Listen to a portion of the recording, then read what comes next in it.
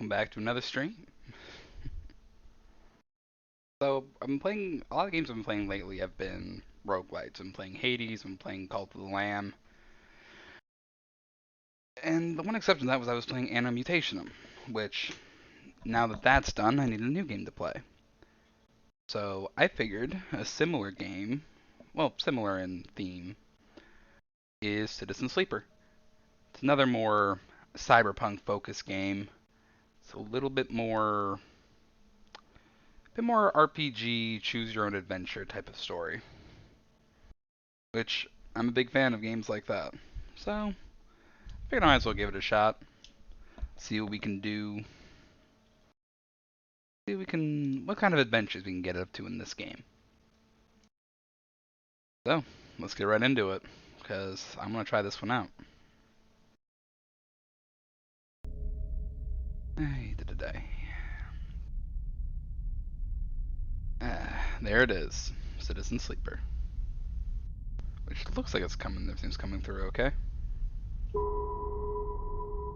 If it's too loud, I haven't adjusted the settings on this one. This is literally my first time turning this game on. I think I'll adjust settings a little bit, just in case the music and everything is too loud. Okay, let's get going then. Episode Flux. First of 3 episodic updates of Citizen Sleeper, telling the story of the refugee flotilla which has arrived at the Eye, and to the Greenway to begin. So that's kind of a new thing. I haven't played the base game yet, so I'm going to save this for later. Let's get going. Oh, we have character classes. Operator works with drones and high-precision remote machines performing complex tasks from a distance. Sleepers assigned to operator work are usually cerebral and precise people. Transfer intercept. Chance to gain cryo on interface actions. Good with interface, not good at endure. Extractor. Strength or strength of will. Approach problems with awareness. Resource extraction, often hard vacuum environments. Sleepers assigned to extractor work are often competent, self-sufficient, and have a high level of endurance. Sun-bathed dice action allows energy recovery at home.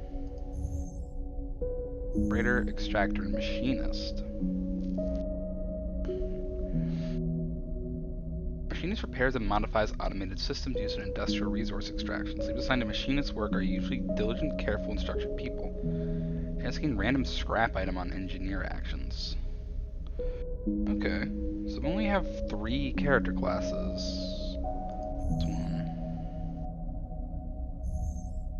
I wonder if we unlock more if we play. I like a lot of replayability. I like the machinist. I'm gonna go with this one to start with.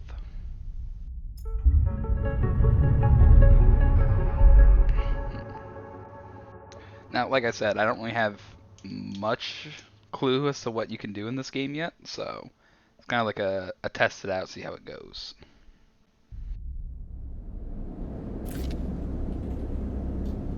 The first thing you become aware of on waking is the disconnect, the delay between thinking and feeling, between wanting to act and acting.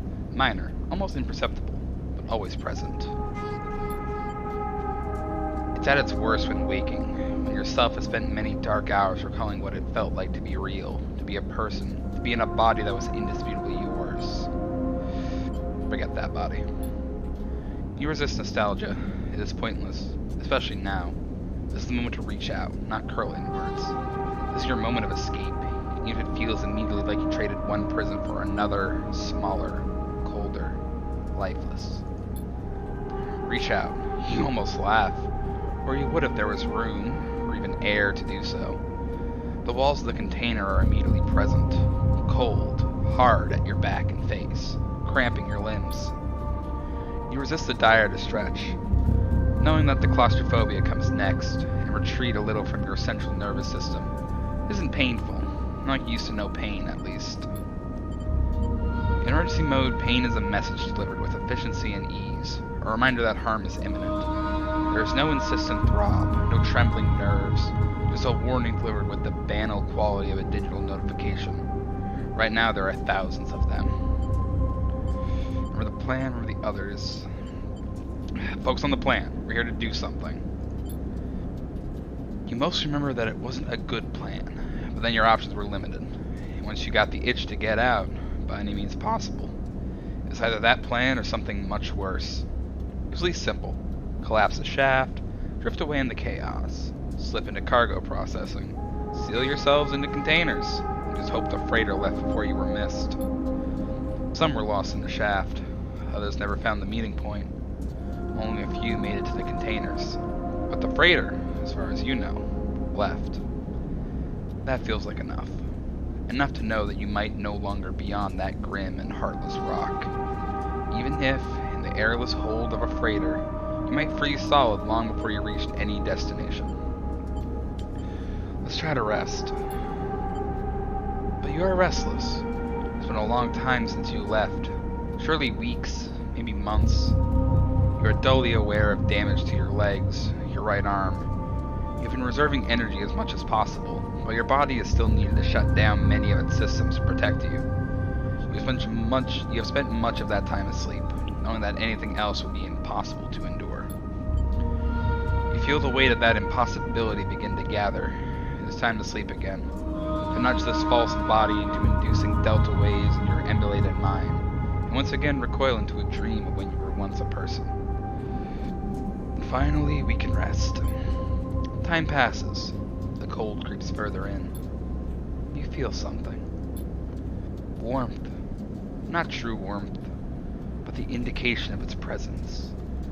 Your joints release from their rigor. Sound too, everywhere. Screeching and shimmering so loud that your body ducks your heart hearing to protect its sensors. Then light. White as the cold. Softer and softer, until in a haze of dirty yellow, a figure appears. You are out. Dragos. Oh, hey Dragos. A pragmatic and private salvager. It's data. Okay, I can... fine with that, it's fine with that. Let's put the music down to like a 2. Okay. It's been a few hours since Dragos pulled you from the container. You sit huddled in a corner of his scrapyard, swaddled in the reflective folds of a mylar blanket. You are slowly coming back to consciousness, back to life, and you stare at the ornately curving element of an improvised heater. You are surrounded by angular, incoherent lumps of ships, some corroded beyond recognition, others still carrying glassy wounds along their edges where a plasma arc sliced them apart. As you trace their shapes with fogged eyes, you hear a voice. So, sleeper, you all thawed yet? Almost. Never seen one of you come in like this. New frames must have better perseverance in sub-zero vac. Seems more than a few of you frozen solid to hull plates or inside outer locks in my time. They weren't so lucky. Dragos comes into focus, shrouded in makeshift tech, his headset with its glinting eyes the mark of a drone operator. On his shoulder, one of his symbiotically linked drones perches, his irising eye locking you with an unflinching stare. Last living sleeper that came through this yard was a while ago. They didn't last long. You struggle to read his expression beneath the tech, but it seems lost in memory for a moment. Perhaps he's just figuring out what to do with you. Well, what happened to them? He ignores your question. I won't ask what led you to do it. To sell yourself to a corporation. And I suppose you know you can't go back. Your old body, that's theirs now. You're just software. A rogue emulation illegally possessing corporate property. You nod along. You remember biometrically signing the forms. The cold floor on your feet as you pad into the sleeper cells. The promise of a life off-world. As you do, you get the now familiar sensation that these aren't your memories. These are things you know, but not things you feel. You are no longer that person. You are an offshoot, a copy. What you won't know is what's ahead. At least the last one didn't. No easy way to put it. That body of yours is falling apart. It's the same for any sleeper that makes it out. S&OP wants to protect their property. But if they can't keep hold of you, well, then no one can. You remember that too. Or at least rumors of it from the other sleepers. Planned obsolescence. A built-in dependence on the regularly administered supplements that were part of your routine. Stop taking them and your body begins to shut down, separate from your emulated mind. How long has it been? How long do you have? But for now, sleeper, you are one of the lucky ones. Dragos glances up and away, towards the glassy dome of the yard. The Eye is the best place you could be right now. The Eye. Wait, mindless! Raid! Hey everybody!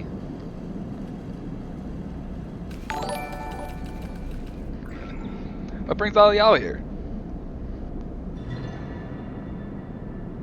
I'm doing very good. I just got off work and I'm playing a new game here. Oh, I'm getting a lot of boops.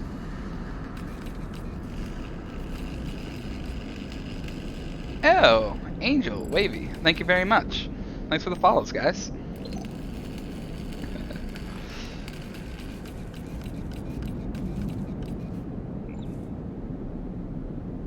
Raid emotes.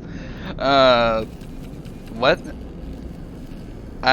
Sorry, I only installed Nightbot last time between streams. If something's going wrong, I'll fix it. It's going very good. I'm playing out a new game. It's a Citizen Sleeper. It's a bit of kind of like a text-based choose your own adventure type thing with rolling elements.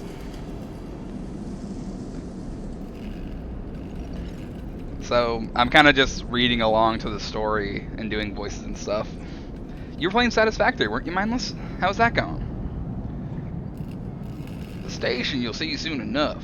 Dragos impatiently shifts his weight. Look, I got things to be getting on with. He trails off. There's an old freight container I've been using as storage out in the stacks. We haven't been pulling in much valuable scrap these days. You're welcome to it. Something wells up inside of you. Emotion. Fatigue. You shakily get to your feet. Oh right, yeah, you switched over to Fallout 4.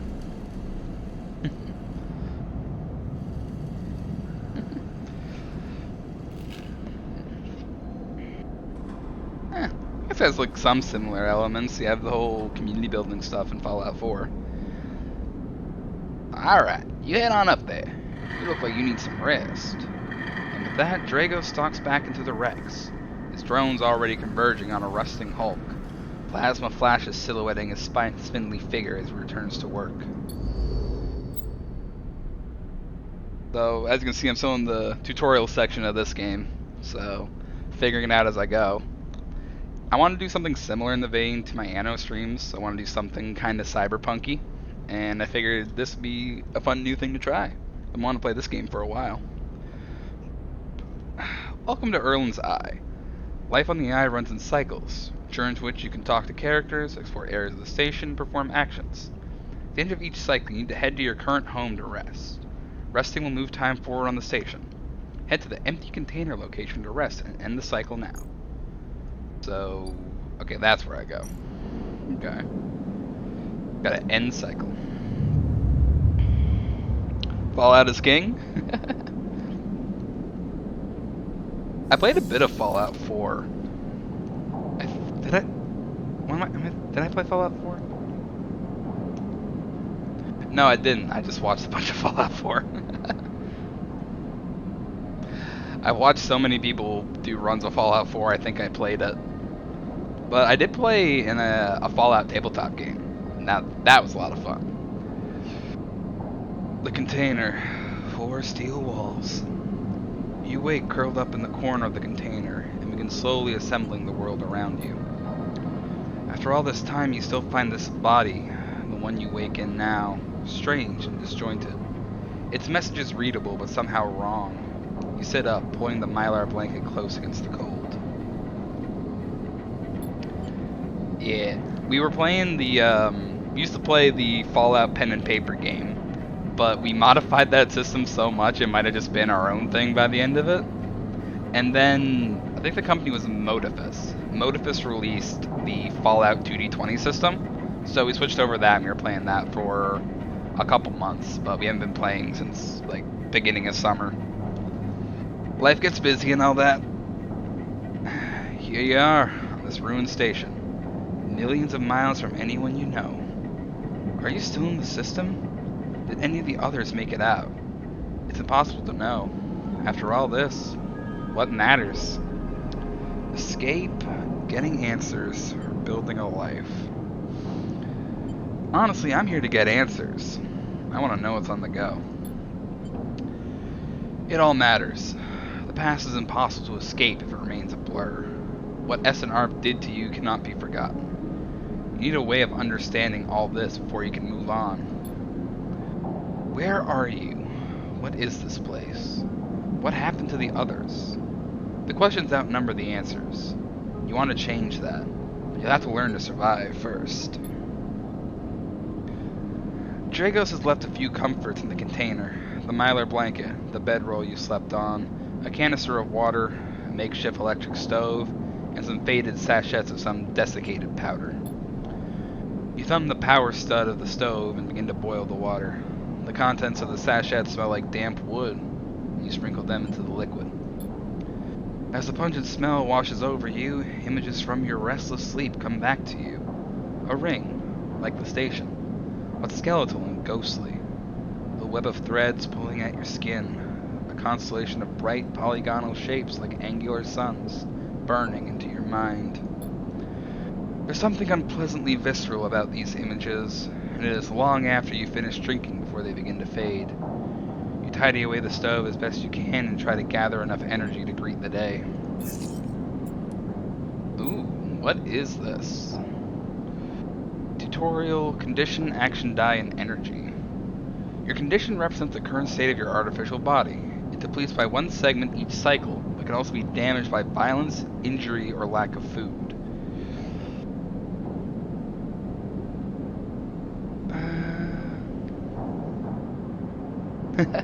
Thank you very much, Mindless. You have a good night. I know it's late for y'all, so I'll catch you in the Discord. Your condition... where was I? If your condition bar empties, you will suffer a breakdown. You have to figure out how to recover your condition, now that you no longer have access to corporate pharmaceuticals that were keeping you alive. Action dice. At the start of each cycle, you roll your action dice. These dice can be used to perform actions on the station. The number of dice rolled is based on your current condition. The worse your condition, the fewer dice you have. Once you have used your dice, you cannot take any further actions and must rest to recover them, ending the current cycle. You also need to eat to survive.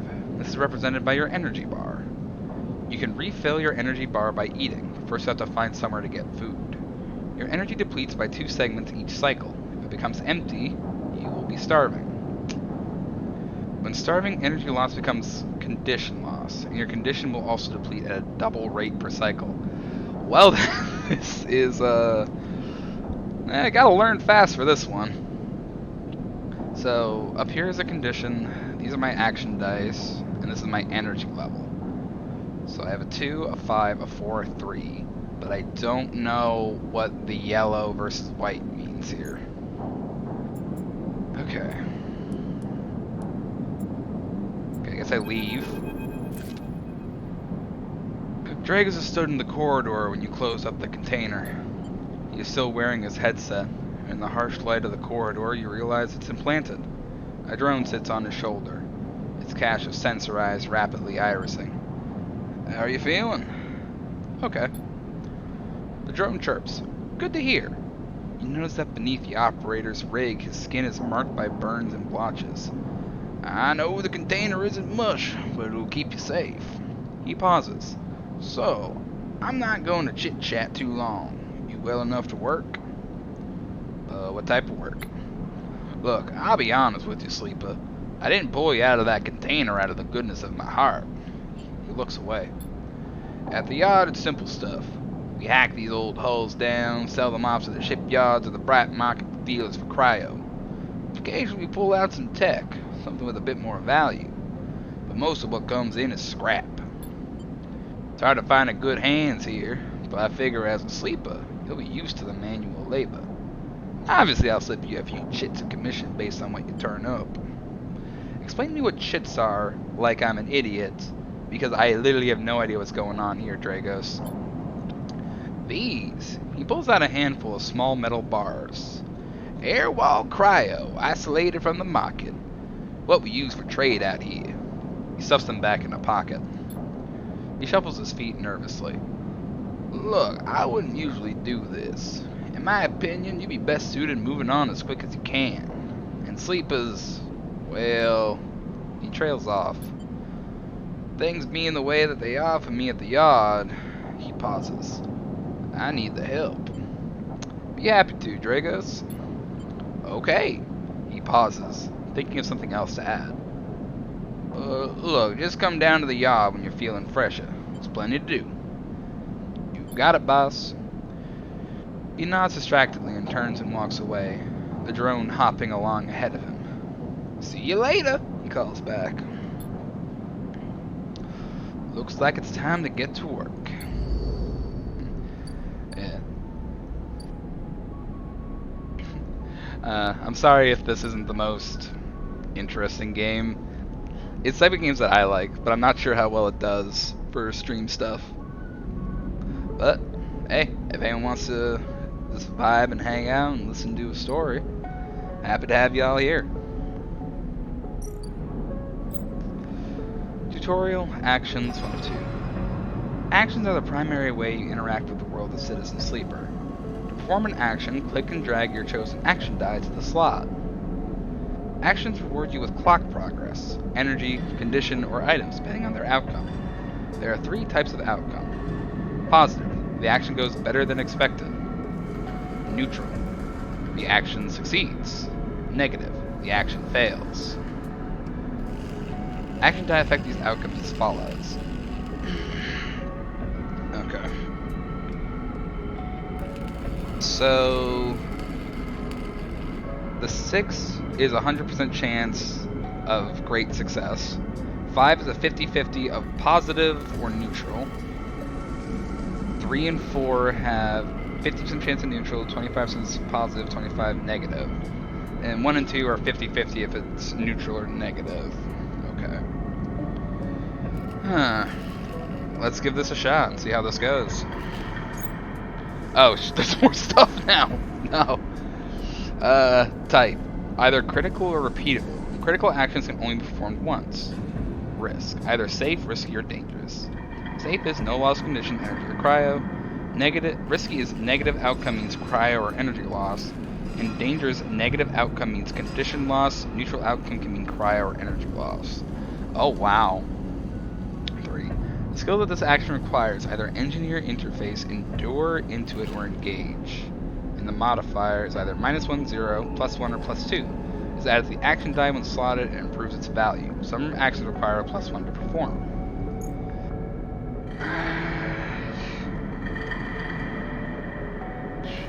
Okay.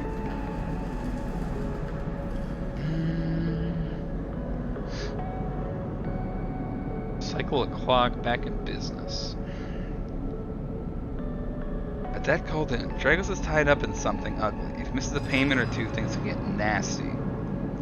And back in business. Every salvager knows they're always just one lucky haul away from their next payday. I'm pretty good at this hull dissection stuff. If I put in this, yeah, I get a 100% positive chance. Do I want to do that? If I put in a 4, and then I can put this one in here. Oh, I can only do one of these potentially. Now I'll take this one and guarantee I get something good. Even the rustiest hull can hide valuable components and materials. Extracting them means cutting carefully and skillfully. Let's get a positive outcome to start this, because might as well go off with a strong start.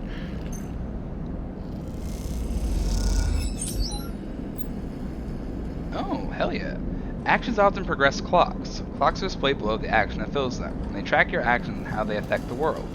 Filling a clock means something good or bad is about to happen. Some clocks, such as the one tracking Drago's deaths, are cycle clocks. These clocks tick themselves once each cycle and can complete without player input.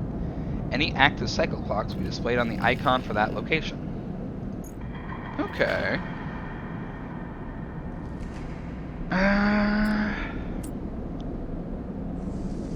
Actually, I can just keep doing this.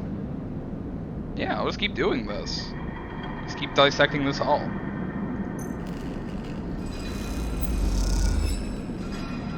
Incidentally, when you unlock drives, you discover more about yourself and the world. Drives guide you in pursuing specific objectives depending on which path you wish to take. You can track drives, and any track drive will place a yellow marker on location that will help you pursue your goal. Access your drive menu via the arrow button at the top of the screen. You're now free to explore Erland's Eye and make a life for yourself here. Try tracking a drive to help you survive. Look for food to keep your energy up and a way to recover condition. Fill clocks to progress stories and find new opportunities. Remember to end cycle at your home when you are out of dice. Mouse wheel W and S scroll on the station view, rotate and view with AD. Good luck. Cryo. I have 2 drives. I have to repay Dragos and survive.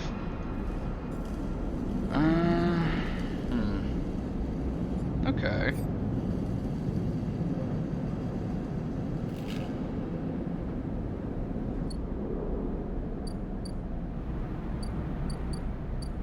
Shipyard. Okay. Oh. Rotunda. Dock C4. Dock B2. Bright Market. Lowen Gate. I think I'm just gonna spend the day here at Dragos' for now.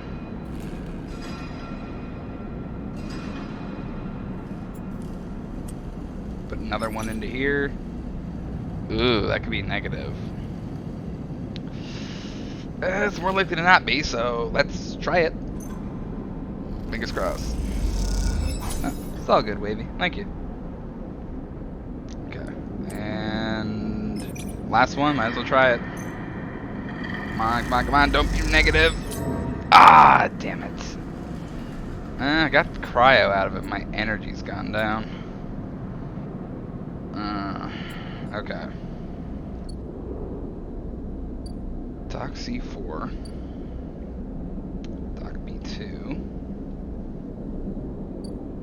Go to the Bright Market, I guess. Local knowledge. Okay, I don't have the dice to do any of these. That's probably where I go to find food. Why wander where there are hundreds of people that live and work within the Bright Market? All you need is the courage to approach them. I have a -1 engage, so I'm not doing that. But I do have the Intuit. My Intuit is at least neutral. So I guess I'm going to go there tomorrow at this point. I need to go back here. Cycle. End cycle.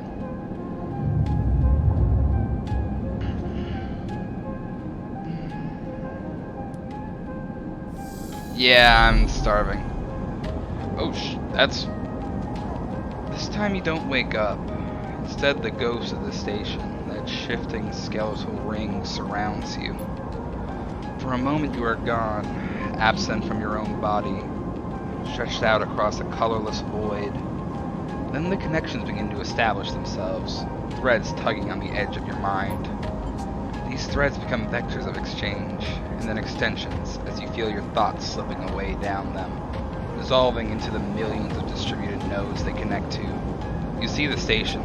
No, you feel the station, like a web of texture in a smooth black liquid. I gotta touch it. You find a point in the station, you connect to it, pulse through it, follow loops and pass under and around it. You touch more points than you have fingers, and then you try in a moment of impulsiveness to connect them. The flow passes through you so rapidly that you feel yourself being carried with it, splitting and separating, eddying and gathering. As you do, things occur to you. Things that you can't possibly know. You reach out, try to grasp them, try to touch them too.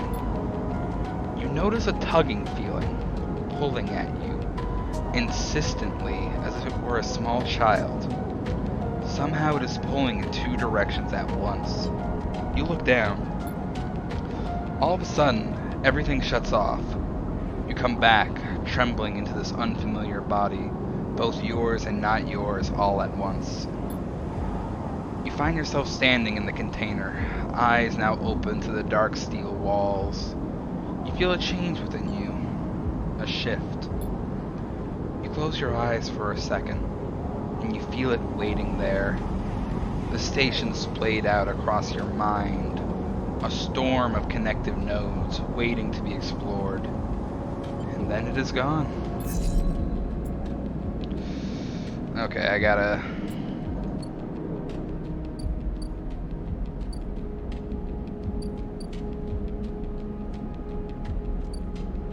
What is this? What's happening over here?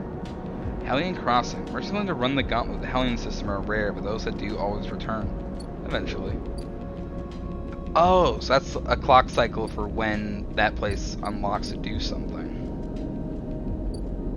What's going on over here?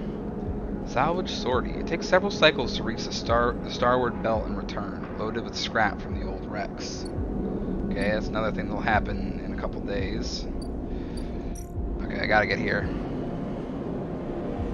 Okay, I gotta explore this market. I just need to. That's what I need to do. Plus local knowledge. Nice. It's 50-50. I'll do one. I'll do one. Come on, come on, come on, come on. Be good, be good, be good. Didn't work.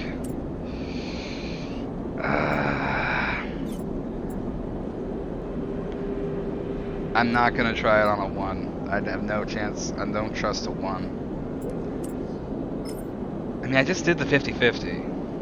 No, I'm not. I'm gonna leave. Maybe I should have gone. You know, maybe finding that doctor was more important than I thought it was at first.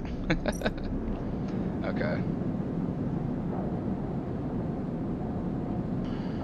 So there's 2 condition.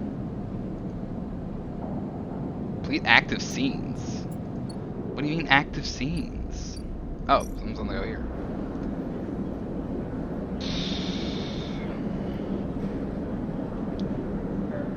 What? Steel dock plans. I don't think I can do anything here. Why is this? Is this a shipbuilder? The only way to get to know the shipyard is to work there. No tourists here. I need to find a doctor, man. I think I'm gonna find one anywhere. It's gonna be at the Bright Market. Oh! There's a doctor. Next comes the call from the enforcer at the door. You shuffle down the flickering hallway towards the open apartment door. Keep your head down and your shoulders high in the queue, trying not to bring attention to yourself. You are thankful for the tip-off that a doctor was operating out of this place. Now that you are here, you aren't so sure. The gang enforcer on the door, the flickering light strips, the decaying hab block, they have all made the long queue a test of your nerve. But your options are few, and without a supply of stabilizer, this body, your body, will. You suppress a shiver and shuffle forward to the front of the queue. You try to find something to distract yourself. Let's look at the enforcer. The enforcer is looking down the corridor and you dare to glance at him. His purpose is unmistakable. He is there to intimidate, to threaten, and if necessary to carry out those threats. His broad shoulders are framed with a metal exoskeleton. A couple of mirror-like implants sit below his eyes like mercury teardrops. Subsidiary sense input or aesthetic markers, you aren't sure. You also aren't familiar with the geometric blade-like tattoo on his arm, but you make a note of it. You avert your eyes when he looks back at the queue. After a few moments, a figure pushes through the doorway. You catch a distant voice. Send the next one in, Toshiro.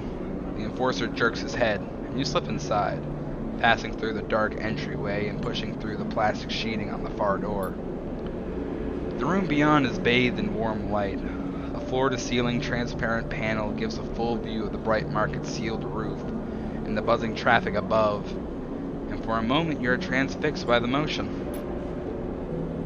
Sabine. Come, sit, calls a sharp voice. You see a silhouetted figure turned away, placing the plastic sheeting over the frame of a simple folding bed. You make your way across the room. The figure turns, and as they do, you see an expression of confusion flash across their features. They open their mouths to speak. They blink, and then quickly regain their composure. Please, sit. They gesture to the bed, and turn to an open case of tools on the table. You sit. Sabine turns, a compact diagnostic scanner of some kind in their hand. They hold it to their eye. Remain still, please. Their tone is clipped and businesslike. You stare ahead, still dazed from their expression when you first entered. Fear, recognition, sadness, unmistakably etched across their face. How long have you been on the station? They ask, the scanner still to their eye. A few cycles. They nod. It's good you came to me. They set the diagnostic scan on the table.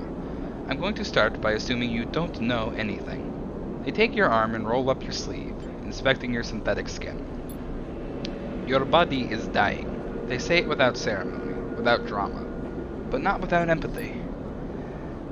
SNARP doesn't like to see its proprietary technology let loose, to prevent bodies like yours, frames as they call them, from being stolen, repurposed, or in your case, escaping.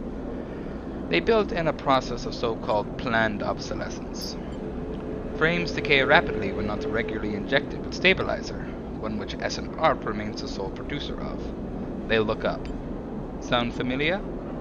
Indeed it does. Good, that may help. They swap to your other arm, running some thin metal device over your skin. You feel your forearm tremble. I'm sorry, Sabine says, and you are unsure if they mean for the cold touch of the metal or everything else. Emulations like you, sleepers as most people know you, aren't classified as people in any of the surrogate systems. You have no rights, no status. They focus hard on the inspection of your arm, and SNARP has no reason to release stabilizer into the market. The being looks up as if to apologize again, but they stop themselves. I know little of this is of use to you. They turn away, disassembling the metal instrument and cleaning it. Silence fills the room as Sabine works, and then the silence gives way to tension. You stare at their back, willing them to say something. Anything. Sabine turns to face you. I may be able to help. They sigh. You see the darkness under their eyes, hear the fatigue in their voice. They gesture to the door. You saw Toshiro outside? You nod. He works for my benefactor, Yatagan. They are influential in the low end. They give me the space to work, run the door, and take the profits. At the same time, I have to fix up their enforcers, tend to their implants, and sew up their wounds. They look away. But Yatagan has connections. Smugglers from the Starward Belt, mercenaries working for the corporations on Ember. They can source the stabilizer. Maybe you'll have a better chance. Sabine sets down their slate, their notes complete. This is dangerous, and it'll be expensive, but I think we can do it.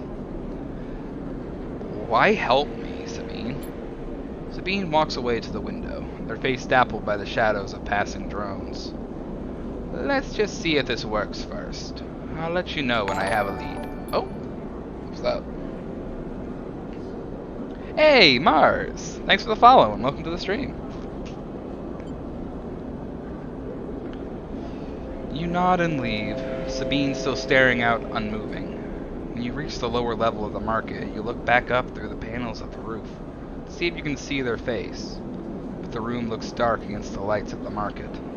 You duck your head and walk off into the crowd. Oh my god. I need to find food badly. Thrusting stabilizer. So this is gonna take 3 cycles. And so I need to find food. It's my next thing I need to do.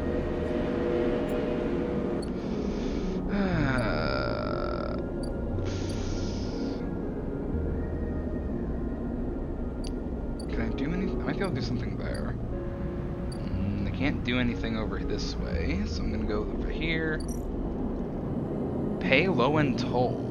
After some spacers caused some trouble in the low end, Yatagan have imposed a toll for entry. No one gets in without paying. Oh, that's the wrong one. I do not have the cryo to do that. I think I need to just go back and sleep now, because I don't have anything, man. I need to get food.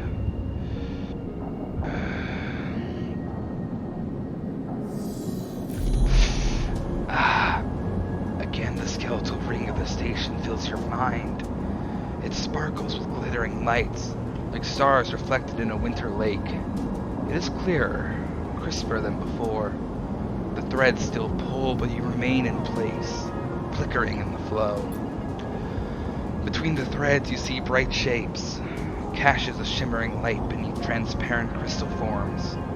You follow the path of a thread across the ring, through these forms, and leap off into the void. You begin to understand. These are nodes and connections, a map of information, of communication. There are so many layers, so many loops, that it seems almost impossible to parse. But you begin to try. Let's focus on the threads. There are more threads than you can count.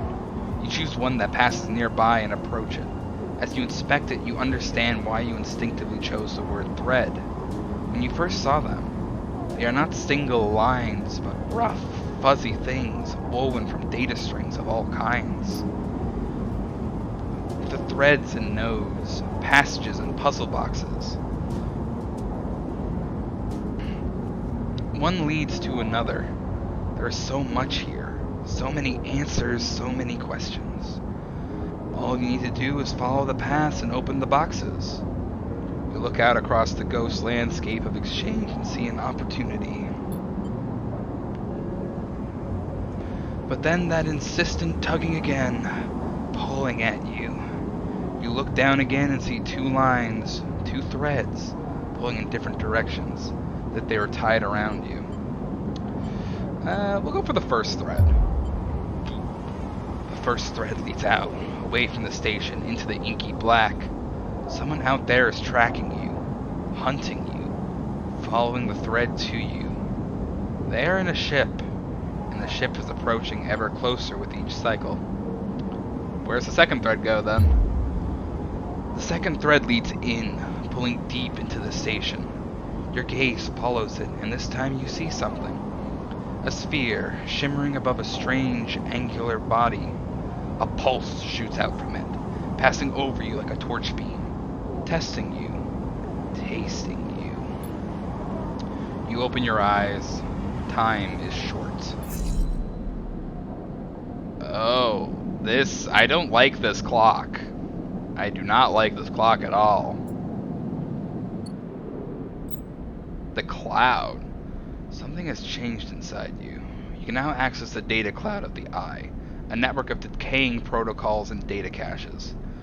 You can use dice and items to access systems and extract data. But be careful, these networks are old and strange. Check the I button at the top of the screen to toggle the view on and off. I button. Oh. Keynote. Oh my god. Evenage Gate H4.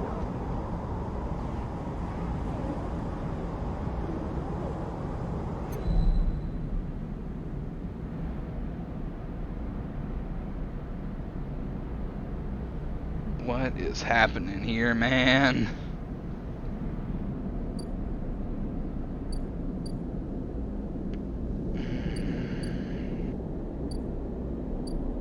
You need to go to the Bright Market.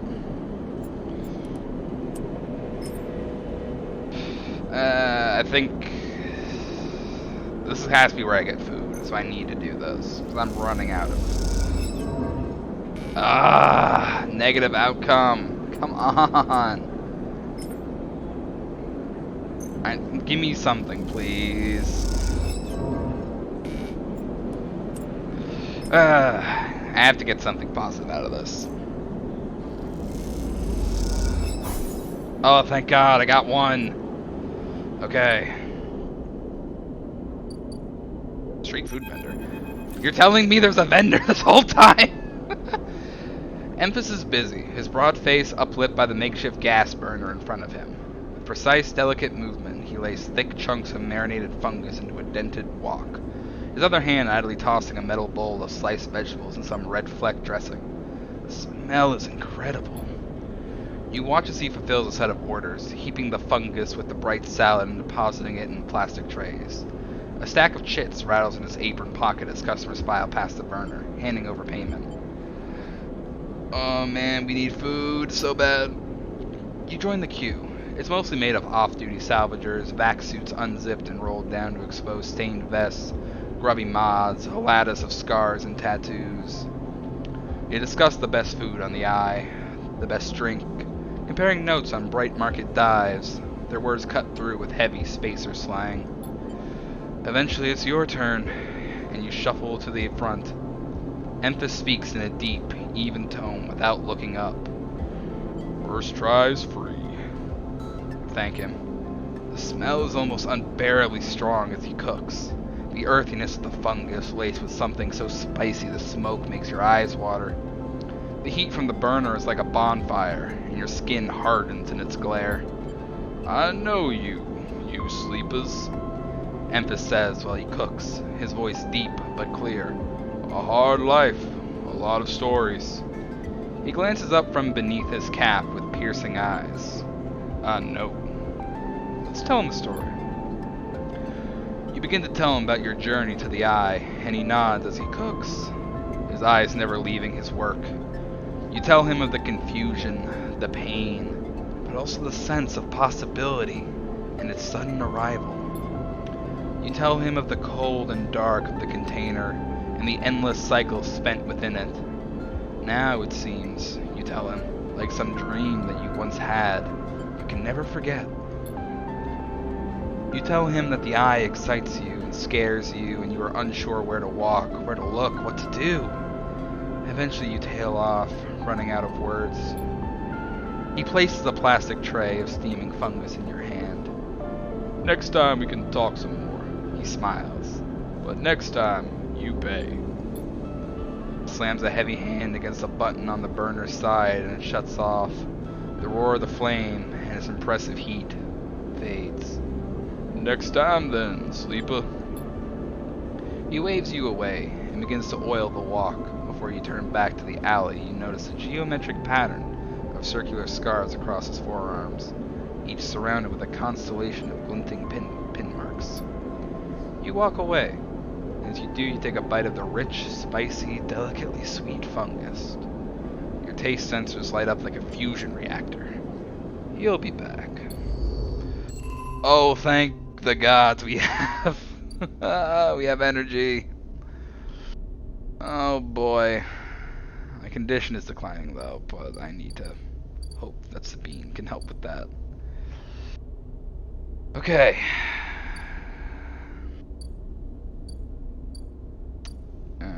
Yeah. Do I have any other drives at the moment? Get to know Emphas. I do want to get to know Emphas. He seems really cool. Okay, but I gotta sleep for now. We'll end this cycle.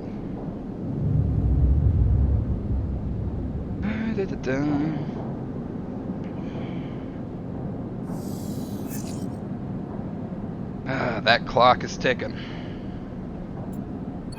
On repay Dragos. Oh. As you close up, a voice echoes down the corridor towards you. Sleeper, wait up. Let's see what's on the go. Fang. Fang is coming down the corridor towards you, a wonky grin on his broad face. Hey, glad I caught ya. Do I know you? He grins. You do now. He puts a hand on your arm. I've seen you hanging around. Just want to chat. You stayed in that thing? He nods back to the container, shaking his head. Rough. It can be hard to get a start on the eye. He looks away down the passage. What was it old Erland said? The eye opens for us all. Nice idea, but well, not always very practical. He glances back at you. We do our best, but it isn't easy. Who's the we here? You pass together into the main walkway. Havenage. We're all one dysfunctional family. Fang puts an arm around you. I'm not part of the security branch, though. Don't worry. I'm with Systems. Systems? Everything the eye runs on. He runs a hand along the passage wall. This place is a ruin, but System keeps it spinning somehow. At least we try to. He stops you in the quiet passage. Look, that's not what I'm here to discuss. I saw you around, and well, I know a little about you sleepers. I have a little proposition for you. He glances around. This is not the place for it. I have an office just across the way. Give me a cycle or two to prepare, then when you're settled, stop by. He lowers his voice and gives you a dark look. In truth, I need you. What they say is true about you sleepers. Well, there's work to be done. He pats you on the back. His voice bright and his dark look suddenly gone. Stay clean, sleeper. He walks off down the passage, raising a hand in farewell. Alright, Fang, you seem an interesting sort. I have 2 twos. What do I do with 2 twos?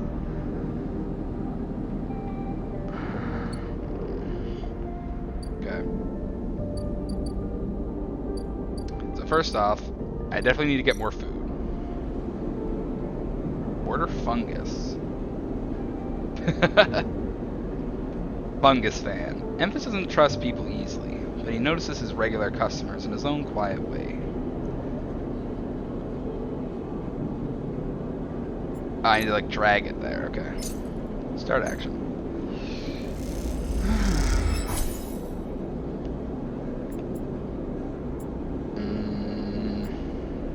Yeah, I guess that's all I can do at the moment. Fungus is what keeps me alive at the moment. Return to Wet Dock. Go here. I'd like to help out with this one. 75% positive. Hey, back in business. Yeah, let's get the other one going. Let's try it. Hell yeah. We're gonna get back in business, that's for sure.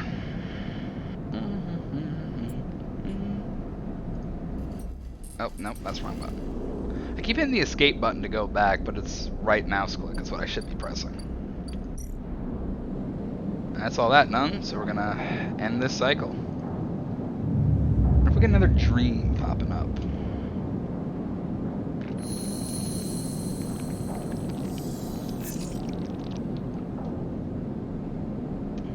Five and a 3. Okay, well first off, I gotta go here. Actually, yeah, I gotta go here first. I gotta get my condition checked. The first thing you see on entering is the glint of Toshiro's implants, like a cat's eyes in the dark of the corridor. He nods you in as you arrive at Sabine's door. The entryway is still dark, and you push through the sheeting into the surgery. I have it. Sabine stands, with the case open in front of them. A set of vials lined up inside, separated by foam insert. They pick one up, rotating it in the warm light. I have no idea how Yatagan... They trail off. We should treat this with caution. It looks authentic, but I have no idea if it really is what it appears to be. So I'm the test case.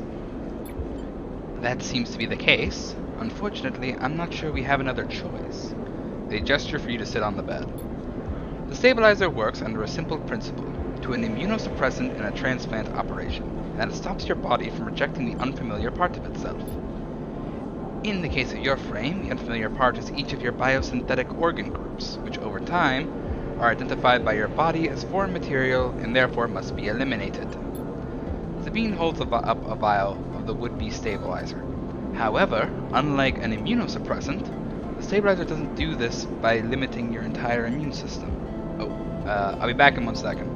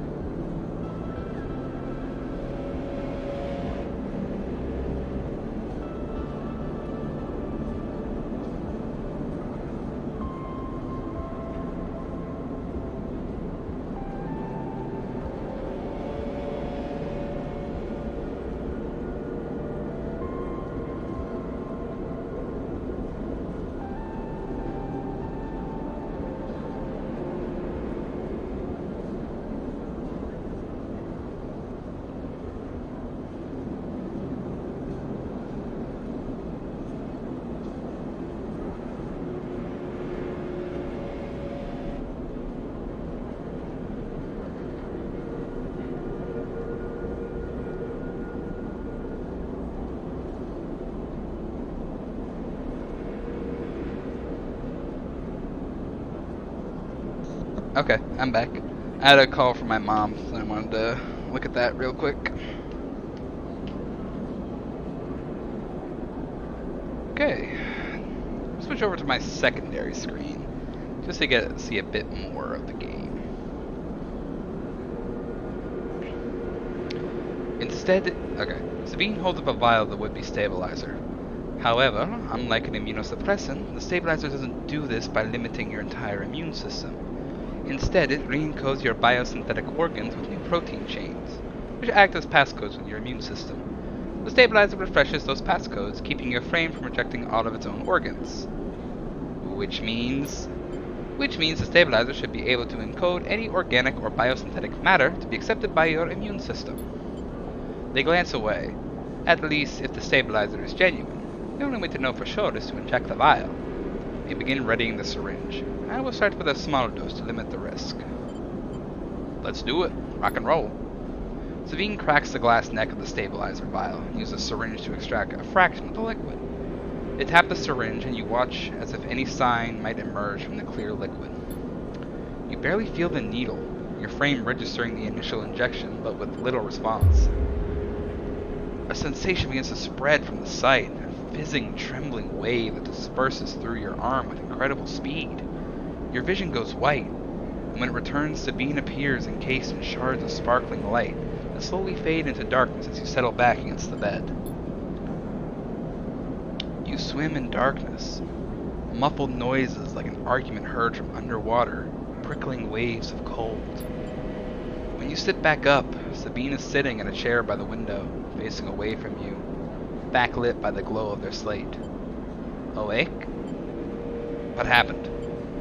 The stabilizer is genuine. They sit down beside the bed. I don't know how Yatagan acquired a case of this stuff, but they did. Sabine looks troubled, distracted. You should rest some more. But you are going to have to do that somewhere else. They gesture to the door. I have other patients. Sorry. Sabine nods towards the case. I'm afraid I can't offer you any more doses. You're going to need to pay for your next dose. Silence fills the room, and they return to their glowing slate. Looking around the room, it seems different somehow. That things have moved or shifted. You wonder how long you've been out. Sabine? Nothing comes free, sleeper. Remember that. You manage to get to your feet and wander out to the hallway. The queue stretches down the flickering corridor. Toshiro stands impatiently by the door and fixes you with a glare as you leave. You lower your eyes as you stumble past, somehow faintly aware of the station spinning beneath you. Oh, that is wonderful. I'm back up to full. Okay.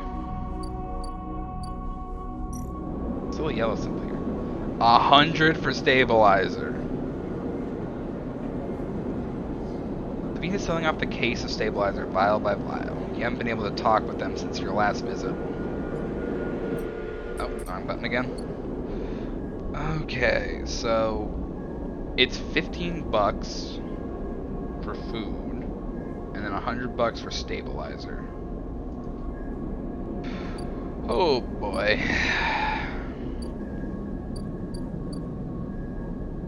Ooh, something's going on over here. Unload containers. Most of what comes in from the Star Wars puzzles is corroded trash. Sometimes something valuable can be found among the salvage.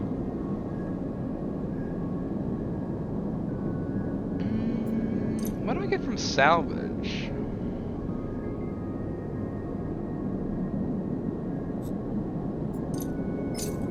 So let's buy some scrap and see what we can get.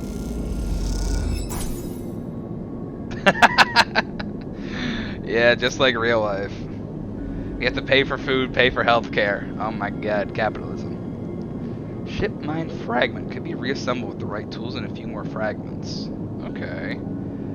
I don't think I have the money to particularly do this right now.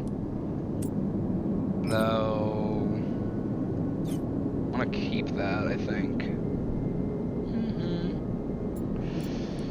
If I do this one. Yeah, I'm fine enough with that one. I'll save the 5 for my day job, I guess. Come on, good stuff. Come on, good stuff. Ah. Well, I got 15 cryo out of it, but then something would tick up this thing. I could see what that clock is. Stop doing that, Keeper. Okay, back to the yard. Hull dissection. 100% positive. Let's see how this goes. And there we go. Back in business.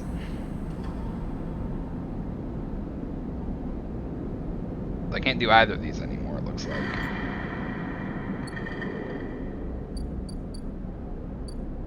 Thing. Dragos. Okay. I think I can visit those two. On the go, Dragos.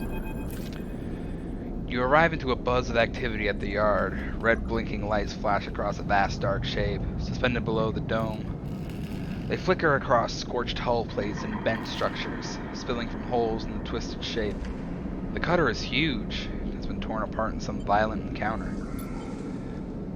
She's a beauty, isn't she? Drago stands to the side, focusing on the hulking ship as it is lowered into the yard. Indeed she is. I like a good ship. I should thank you. This place was on its last legs and you turned up. Now look at this. The ship descends slowly, its interior visible through multiple hull breaches. You struggle to gather the same enthusiasm as Dragos for this monstrous craft. Can't help but think of what happened to its crew. What happened to it? What do you mean? He glanced at you. I managed to convince our salvager friends to give it to me on credit. That's what happened. No, what happened to the ship? Not my concern, he shrugs. The ship creaks like a calving iceberg as it reaches the base of the yard. Dragos is visibly excited. I know I said you shouldn't stick around, but I'm gonna need some help with this one. The drones start to crawl over the hulk, their lights illuminating flashes of dented hull.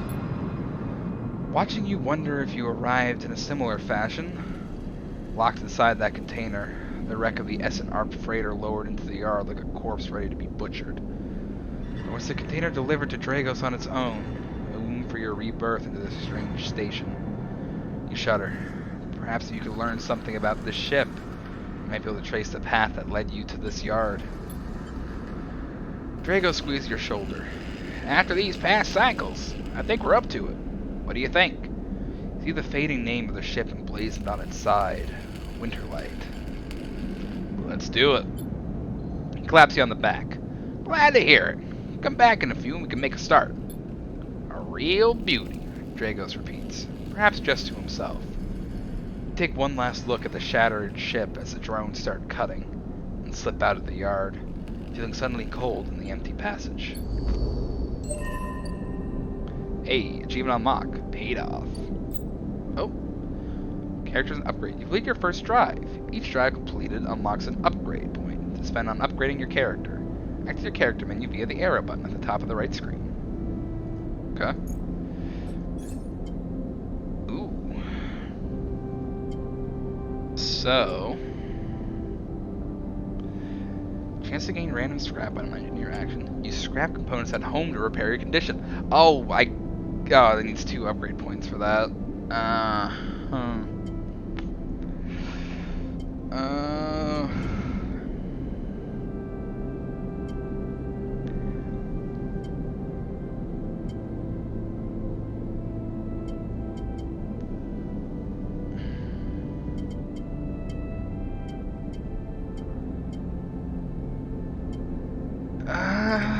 If I need 2 upgrade points for this, I'm gonna save this for now.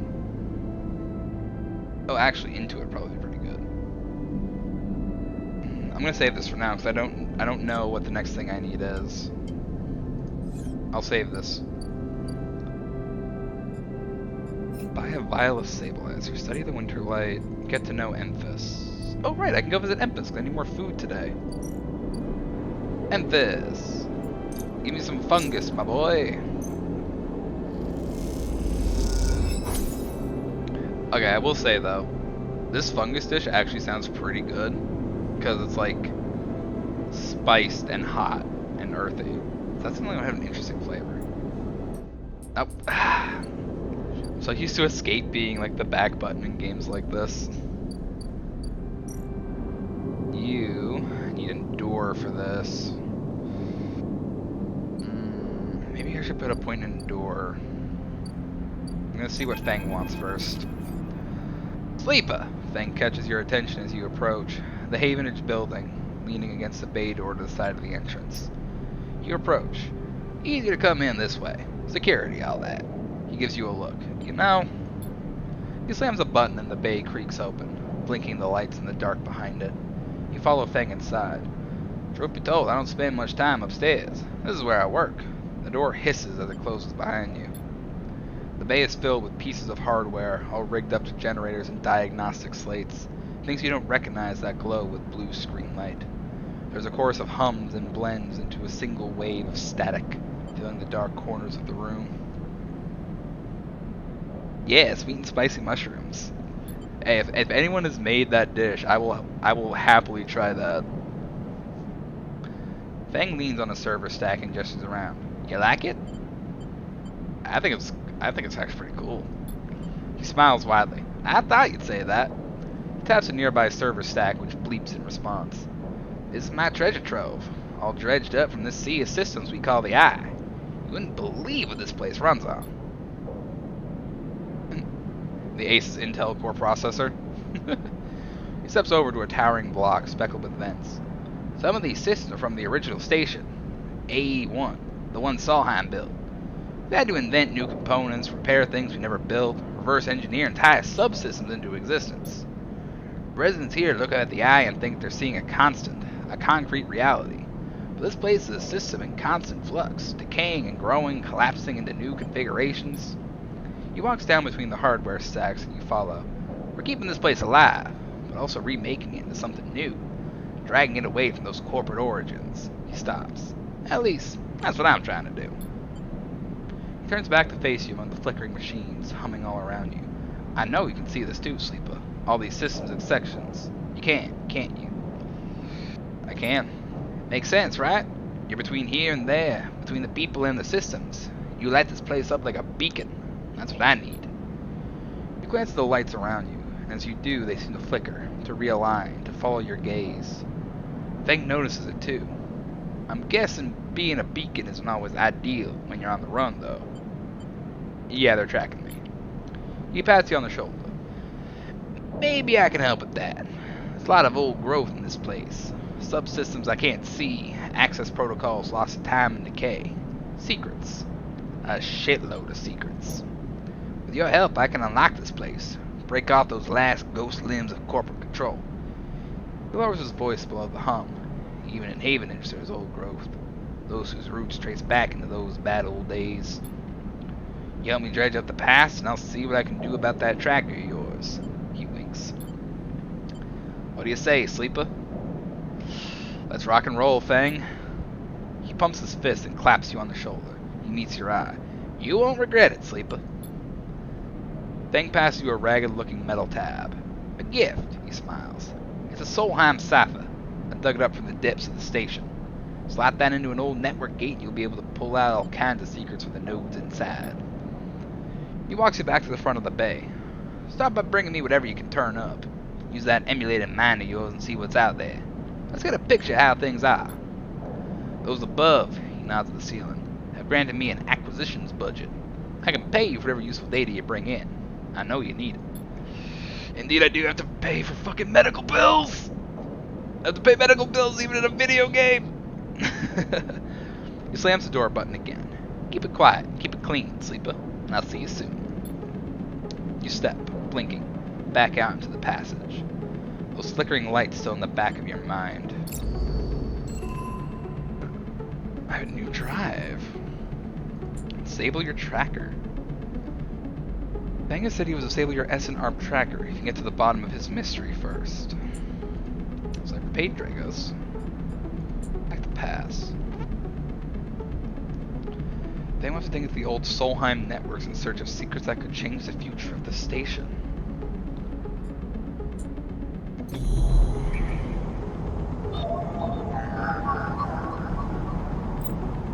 Oh, this is how this works. Data actions allow you to extract data from the network of the Eye. They work like dice actions. When unlocking, you must match your dice to the one displayed on the right of the action. If you have a +1 or +2 modifier in the interface skill, you'll be given more possible dice to match. Use any dice that matches the dice displayed. Once unlocked, the data can be extracted. That is really good. So I need a 2 and a 1. Ooh, I need the cipher for that one. Takes to the network of systems that have been untouched since the Solheim collapse. Okay.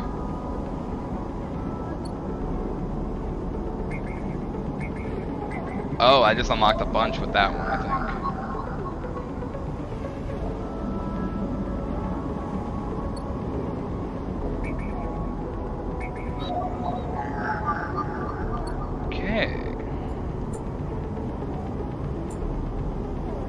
Okay, that is interesting. I need to get 100 cryo now to buy medicine. Okay. Thanks, Bay.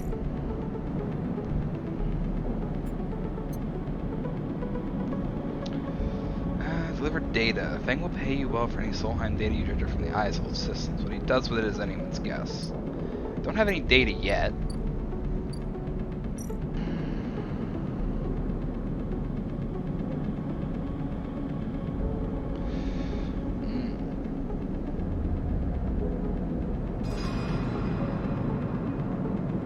Okay, I'm gonna need Intuit for this thing.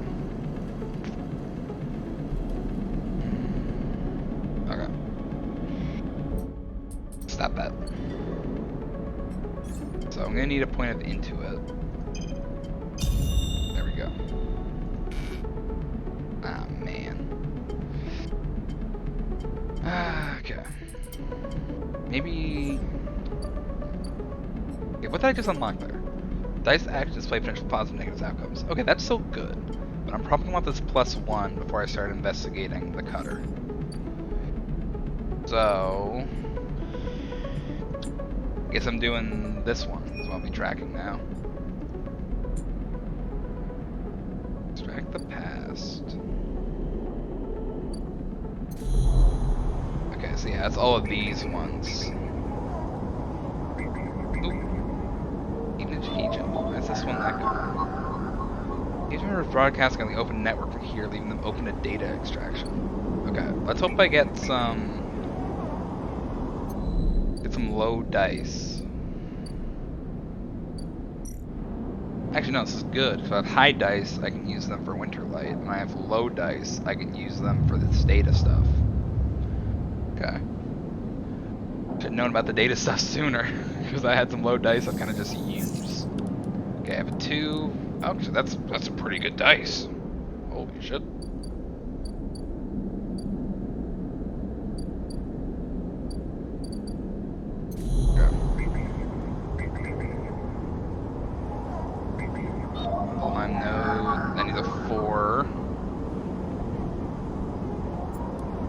I'll put a 4 in there. Bypass. Extracting that data. Okay, Solheim data. This one. A 2. I'm happy to give it 2. Bypass. Extract data.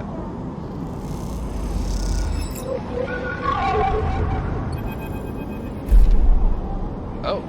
As you drift back from the nose, something latches onto you. A thread strung tight around you tethers you in place. A taste. The voice makes you shiver. It sorts somehow both distant and close behind your ear. You see a distant glint of light shut off, and then suddenly a shape is at your side. It stalks around you, circling like a shark, like a wolf. Entity unknown. Astringent. Processing. I'm gonna stay still for now. Oh my god. Please hold. Hunter. The thread around you thickens until it is a ring, a cylinder, a tunnel of light circled around you. It is blinding for a moment, and then it is gone.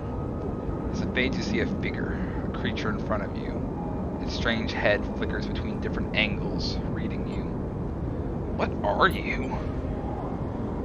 The shape pieces around you on lithe legs, so there is no ground here to pace on. Entity, identify, origin, serial, cadence. The figure faces you, expecting. Sleeper, SNARP. Unknown. No. The figure's strange head rotates.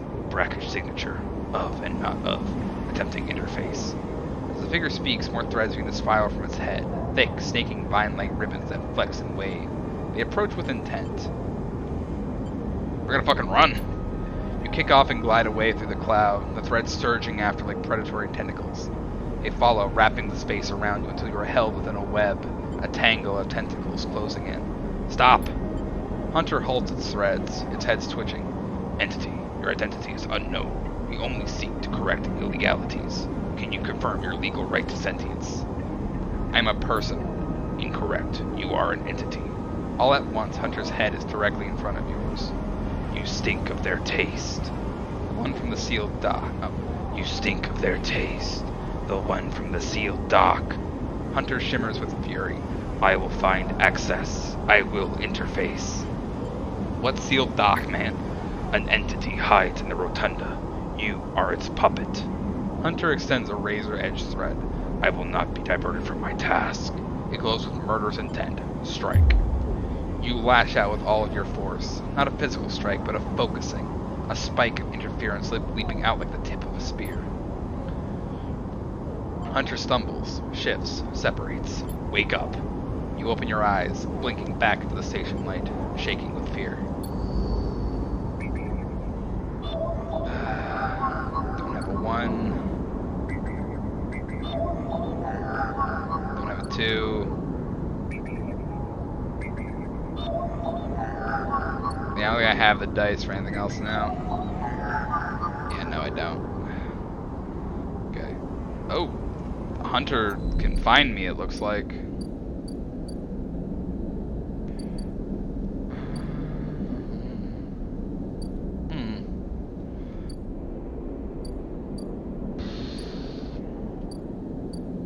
Where's the scrap freighter?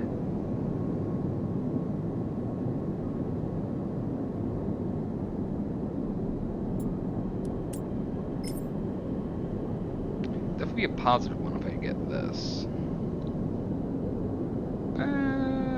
Let's do this. I want to see what happens with this. Let's go. Oh, I got energy back from that.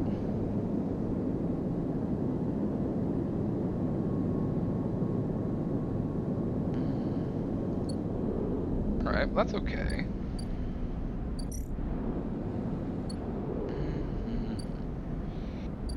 So if I go to Fang's Bay, can I drop off? Yes, I can. That's one.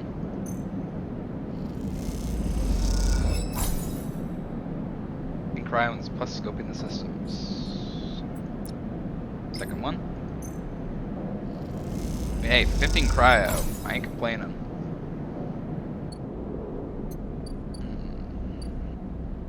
Box C4. Hellion Crossing. Okay.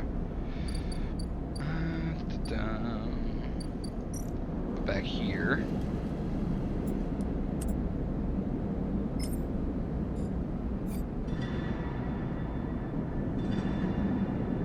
Yard clearance. Go with this one.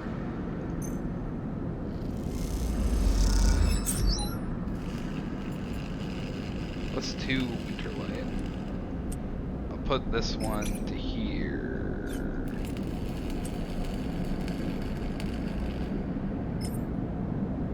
I don't think this one makes a difference.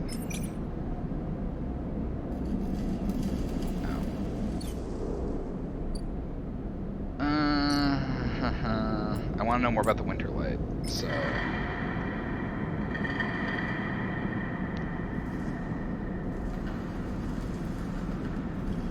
Go. I got +1 to yard clearance. Winterlight. The wreck cutter Drago has brought into salvageable history to discover if you are curious. History of another ship is salvaged. Drago always says, break it down, move it on. I want to find out about the Winterlight. This seems interesting. That's all I can do for now. Don't need to buy medicine yet. So I'm just gonna go back. I feel I can wait for my condition to drop down to like my third dice before I spend 100 cryo on re-upping it. Okay. I have a 2. I think I can do something with 2. You need a 1. Don't have a 1. You need a 2. Bypass. Extract the data. It's Haven. Ah, that's not the thing I needed. I need to get to you. I need a 1 for you.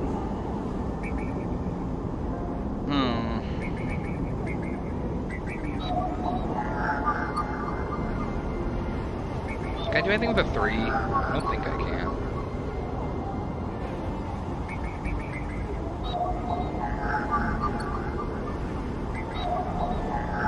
No, I need 2s and 1s. Okay.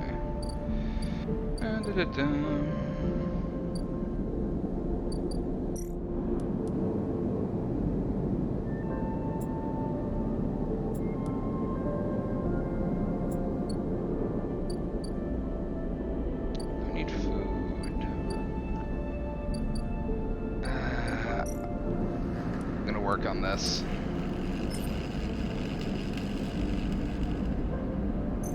Go with that one. Success. 100% positive vibe. Let's go. I really want to figure out the winter light.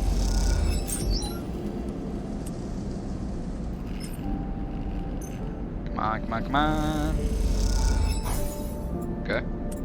And I'll put this one over here into the cutter salvage.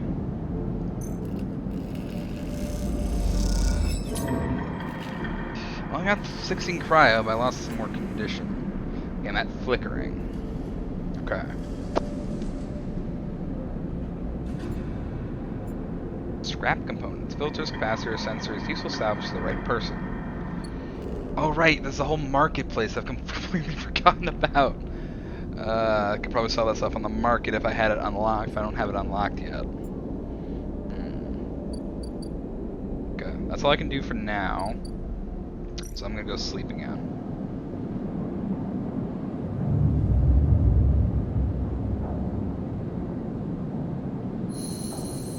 Am I gonna run in with the hunter? No, I am not. I'm still being hunted. Yes, I have 1s and 2s. I can use those. First up, though, before I forget, I'm gonna get some food. Come on, Emphas, give me a shot of them spicy mushrooms. Okay, there's a weird through line in the games I stream of mushrooms, because it's the same thing in Cult of the Lamb. There's funky mushrooms in that I use to brainwash your cultists, and I've been collecting those. And now here they are again. I have spicy mushrooms that I just use as a food source. Maybe there's a through line here. Okay. Okay, Solheim network. This one in here. Bypass that. Extract that data because I need to get this hunter off me. Solheim. Nice. And this one, does it chance into 2? Yes, it does. Bypass. Extract the data. I got Havenage data, though I'm not really sure what I can use that for yet. I have those 3s. Pop out of that. I'm gonna go right to Fang to give him that last bit of data. I might need some dice for what's coming for all I know.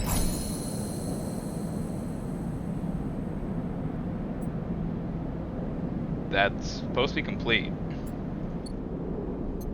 Yes, it is. To enter the bay, Fang is nowhere to be seen. The banks of servers and machines blink out of the dark in staccato rhythms, unseeing eyes of the station's digital ghosts. Ah, shitheads! Fang's voice echoes from behind a stack, followed by the hammer of a fist on a metal casing. These snaky shitheads! Who's snaky? Sleeper! Fang's smiling head pops out from behind the stack. Just the emulated consciousness I've been eager to see. Come back here. You pick your way between the thrumming stack, trying not to trip on the loose bundles of cables that blanket the dark floor. Fang is sat in front of a set of monitors mounted to a stack. Tell me, Sleeper, what do you see here? Fang waves the monitor to his side, glowing with pale lists of information. You lean in closer, looking for the links in the data. The table seemed to be filled with personal information, names, genders, dates, ID numbers, all the markers of institutional records. Shitheads? Fang laughs. Maybe not all of them. But what kind of shitheads? Solheim. Bingo! He taps the terminal. I pulled these from the old data you brought in. All employees of the Eye's original owners, and... He leans past you and scrolls the list down. This one. This is a snaky shithead. He stabs at the screen with a finger. The name reads Hardin Hurst. Who's Hardin? That, says Fang, giving you a sideways look, is the thing. He drags a stool up beside him and motions for you to sit. There just so happens to be a Hardin Hurst in Havenage. He waits for your reaction. Are you sure? Well, that's when you might be able to help me. Fang leans back in his chair. Just think about it. Decades ago, Hardin worked on this station as a... Fang leans across to look at the monitor. Senior Strategic Operations Executive. He raises an eyebrow at you. Our Hardin is keeping the money coming in for Solheim. He defined priority growth initiatives by making sure the extractors they contracted out to were hooked into a system that outsourced all the risk and kept the profit. Good old Hardin shuttled thousands of Palladium Rush workers with an infrastructure who meant that their cut of the work they did went straight back into Solheim. How do you know this? I grew up here, Sleeper. This is my history. I am a child of the collapse. Fang turns back to his screen, staring hard at the strings of code flickering by. Before I was born, my parents were Solheim contractors.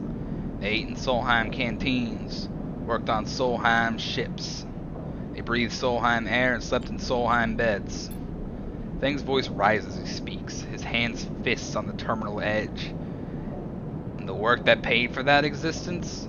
The cycles of hard extraction out in the belt? Solheim took their cut. This is the company town, so to speak. And my parents were just another in the long line of freelance contractors willing to risk their lives for a shot at anything other than poverty. Disposable. This guy, stabbing at Hardin once again with his finger, strategized all that, did the sums, and then somehow, thousands and thousands of cycles later, is still going. Still here, crawling in the walls like some shithead snake. He survived the revolution. Sure, it can't be him. Fang relaxes a little. Who knows? He turns to you and smiles. So, we gonna go find out? Hardin is now a big shot in the shipyards, just a few degrees back around the eye from here. Fang brings up a map of the lower eye.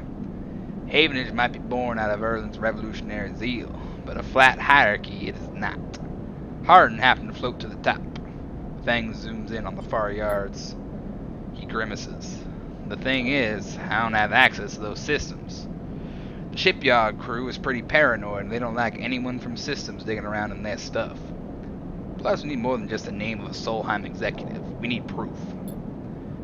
Pulls up a thumbnail-sized drive. And that's where this little creation of mine comes in. I call it a ripper worm. Turns the drive between his fingers. It'll rip through any digital storage and spin out like a silken thread of filtered data. This one is set on the scent of Hardin Hurst. He hands it over. Getting into the compound might be tricky. Puts a hand on your shoulder. But you, however, have a particular knack for remote access. You can extract yourself a Havenage cipher from a Havenage agent. They sometimes carry them among the data caches. You can crack open the compound's network and slot the worm in through any open port.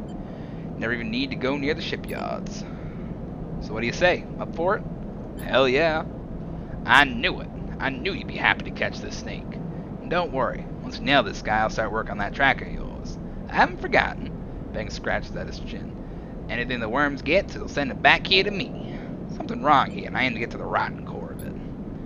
You leave Fang digging through data among the wires and machines of the old station. As you walk out, you try to imagine the Eye as it once was. A vast machine running smooth and strong, directed by people like Hardin. A vast Solheim-built machine into which thousands poured from the surrogate systems, looking for a new life. The hope of a better future, engineered to line someone else's pocket. As an idea you're now intimately familiar with. You think of Hardin, still alive, still part of this place. I wonder if the past is ever truly past. Can I just get into this?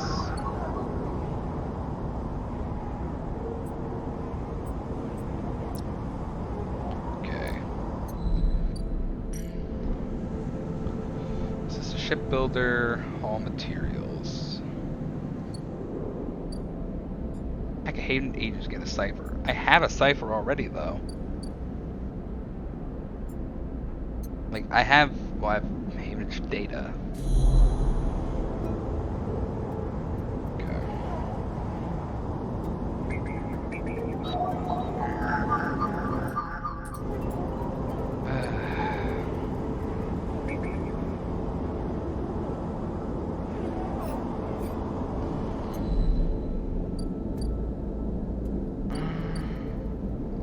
This is getting close.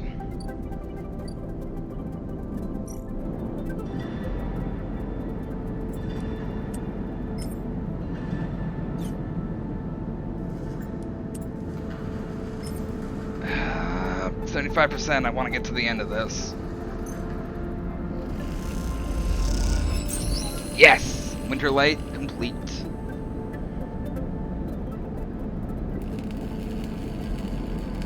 Discover a hidden compartment with spare components and backup data storage. This has to contain something of use. But I can't do any more of that. I need to get to the bottom of that. Squeeze the Theos at the entrance to the yard. You lay out everything you have on the Winterlight across the metal desk. Your makeshift forensic notes glow on Drago's old writing slate, overlapping lines and scrawled annotations. A set of drones scan fills a small terminal with a spectrum of colors, a heat map of damage and decay. A crumpled printout from the office ship registry lies beside them. Synthetic paper so thin it's almost transparent. Look at that printout. A plain list shows the registration history of the Winterlight. The gaps between the entries tantalizingly opaque. These first registrations a couple of thousand cycles ago on this very station, logged at the central hub. From here the registry tells the story of a busy ship, one that rarely stayed on station for more than a few cycles, often took on voyages that kept it away from the eye for up to 100. The Winterlight got little rest. Look at the slate. Your attempts at a reconstruction of the Winterlight before its fatal accident consist of a series of overlapping sketches and diagrams showing possible layouts and configurations of the gutted cutter. This was no off-the-shelf model. It was heavily modified, parts replaced with inventive configurations, the new retro fitted into the old, handmade joints and reconditioned filters. This was someone's pride and joy. A lifetime project kept running with care and intuition. It also contained a set of hidden compartments. You missed them at first, where the hull had been thickened, the corners rounded to disguise the change, but they're there. Looking at the squander, reactor failure.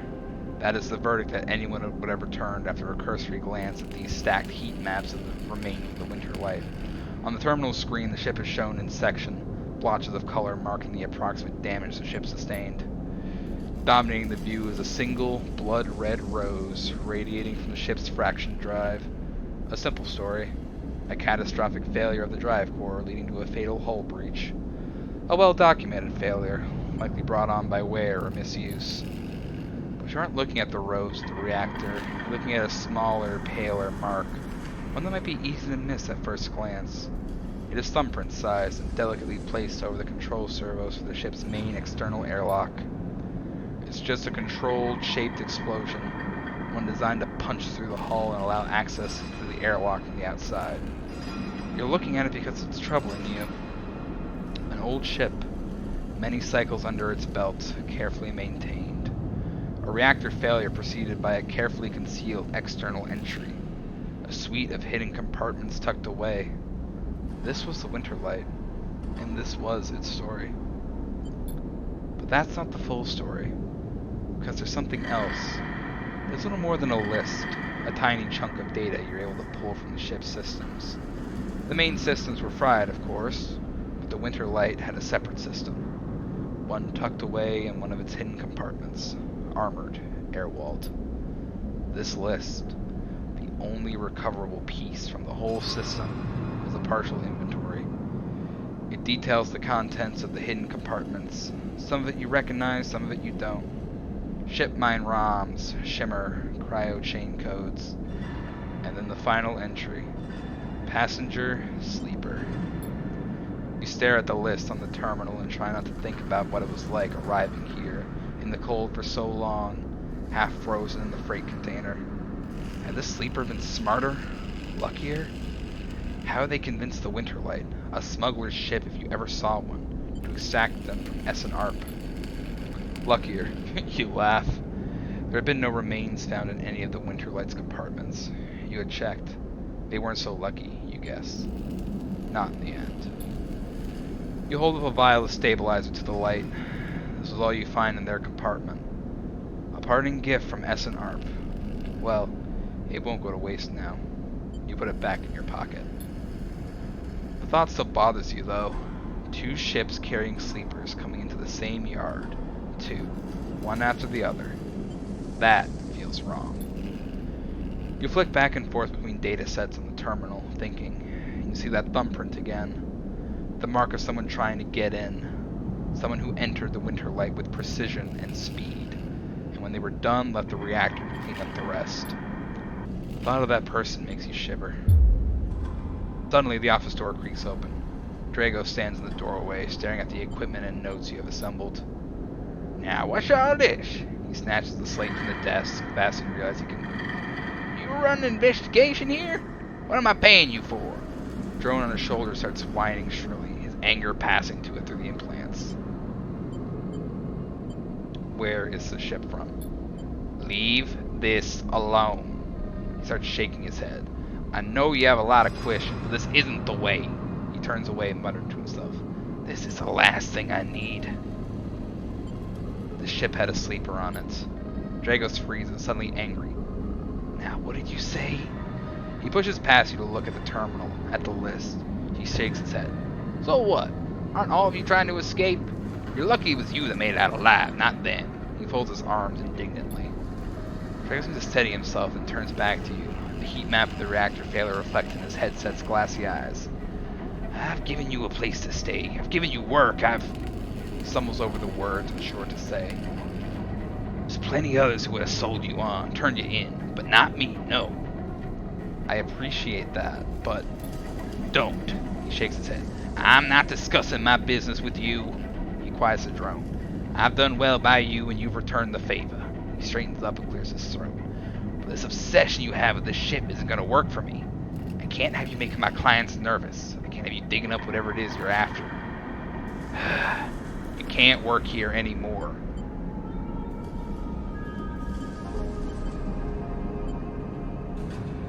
What about the Winterlight? He reaches over and switches the monitor off. Forget about the damn ship. You have enough to keep you up. Dragos reaches across you and flicks off the terminal. The light of the monitor dies, a kind of eerie calm falls on both of you. Whatever this was, it's done. You made it out, Sleeper. That means you have to move on. What if they come for me? Then you run. You don't come here, you don't scream, you don't shout, you run. In the dark, Drago's headset glints. You wish for a moment you could see his eyes and meet them. Maybe then he would understand. You get up from the desk and Dragos gathers the notes, stuffing them into a pocket of his overalls. He holds the door for you. His headset is expressionless as always. You can stay in the container. Won't take that from you. Don't come back. His tone is final, definite, with an edge of disappointment. You walk out of the office and then out of the yard, not stopping to look back. You leave the yard, thumbing the vial in your pocket, knowing that this, at least, guarantees you a little more time. As you walk, your mind once again drifts to that person who killed the Winterlight, and whether or not that person will come for you. Fellow traveler. Oh boy. That got pretty serious.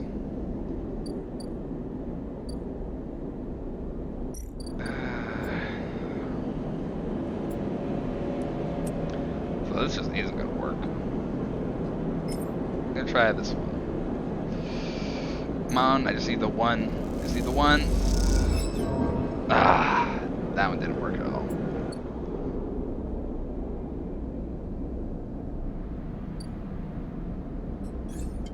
Ooh, yeah, I have an upgrade point.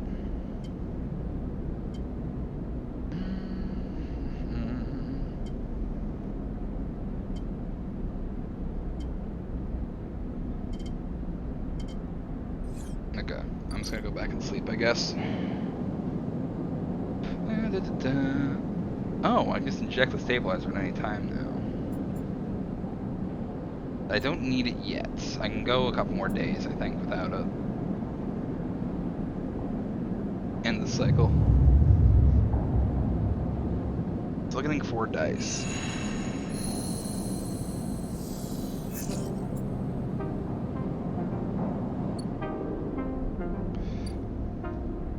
Okay. They're not back yet.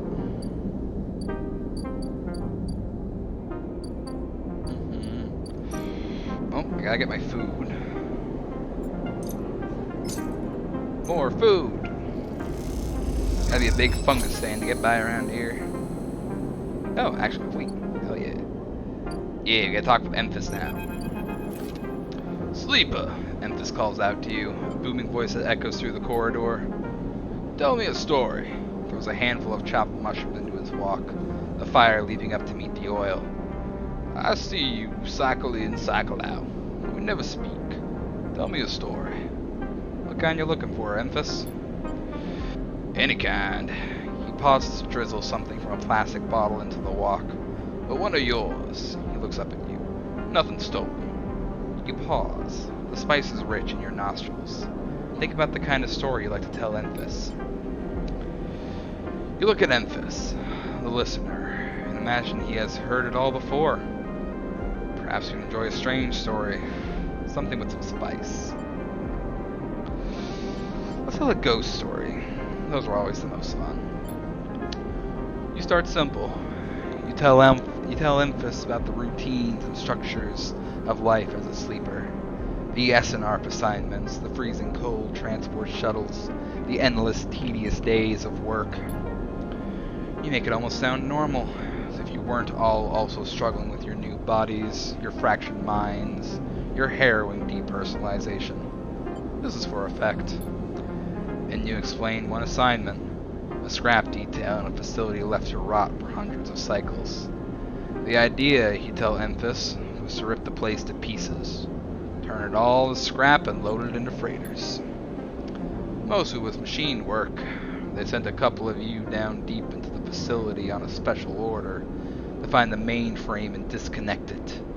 Leave a dramatic pause for emphasis' sake. Emphasis. You lean in a little so the smoke of cooking fills your nostrils.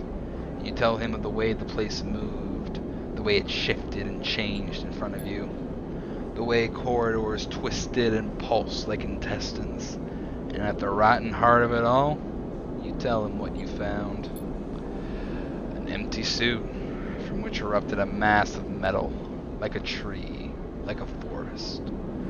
Great trunks of ribbed steel exploded from the faceplate, buttresses of silicon stretching up into the shadows, and a mainframe that screamed when you cut it out.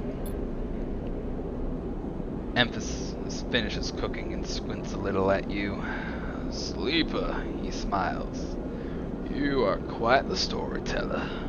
He eyes you, and you realize that he's trying to gauge how honest you have been in your story. Hey, Shadow! Welcome to the stream. I'm playing a game called Citizen Sleeper. Emphis passes you the meal he has cooked, and you take it gratefully. As you eat, he talks. A natural exchange. Thank you, Sleeper. He looks around at the emptying market. But my time is done for today, and I do not want to keep you longer, so I will make a proposal. He gestures to the plastic boxes of ingredients stacked behind his stall. These are good enough for most. Someone told me a story that made me think, a couple of cycles ago. He said that across the gap in the Greenway, fresh mushrooms grow. Have you heard this? No, I haven't.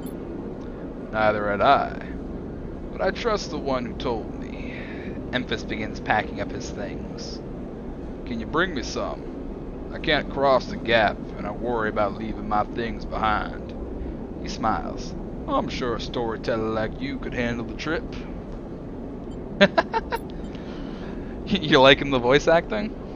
I'm glad it's coming off good and it's not annoying or anything. I'll prepare them for you and, if you wish to tell it, be the audience for another story. Hell yeah, Emphas. Good, booms Emphas. Then I will wait for you to bring them. Emphas slides his walk away and straightens up. I will prepare a recipe then, Sleeper. Good luck with your foraging. You turn away and walk back into the main market, the rich taste of Emphas's food still lingering in your mouth. Stories for food, you think? A trade that seems more than fair. Yeah. I'm glad you're enjoying it. I have a bit of practice with different voice stuff. I play a lot of D&D, especially I DM D&D. So I'm pretty used to doing voices and I find it very fun. So I'm glad it's coming along. I'm glad it's coming across in a good way.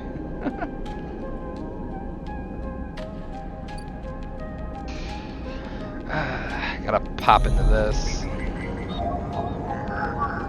to bypass that. Give me what I need, because the hunter is coming for me soon. Havenage data.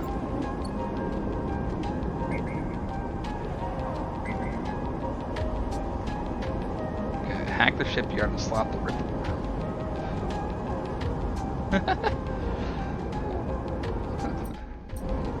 What's saves? I'm glad I could put on a good show for you guys, Shadow, Mars. Hack the shipyard and slot the ripper.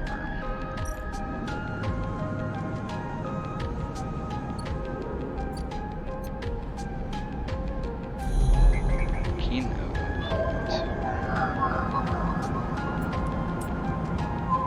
Bypass. Let's get into here. Encrypted key.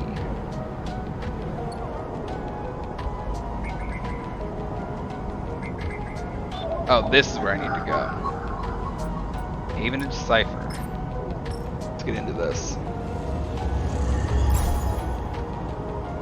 The gate flips. You're in.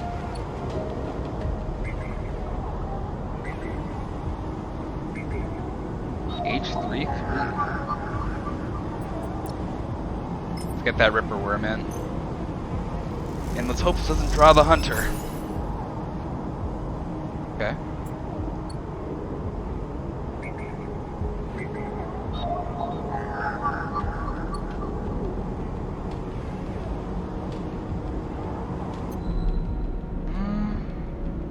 I think I did that right.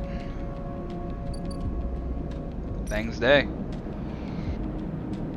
It's gonna take 3 days for that, so that's just all about waiting. I don't have 3 days for this hunter gets me. Oh, jeez. So, it wasn't fast enough on this. So this is going to do something to me. It's a question of what it does to me now.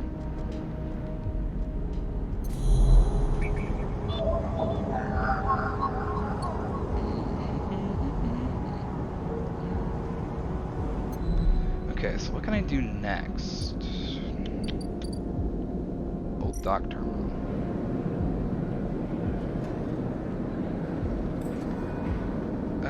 He runs the rotunda and security watches the dock, but everyone attracting their attention. What do I even get from Dock Watcher?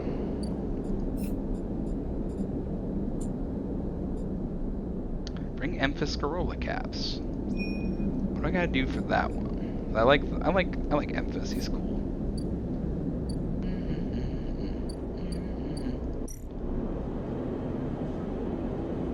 Roll for Cass. This wants to make this little recipe. I need 3 handfuls of Corolla caps, fresh and firm.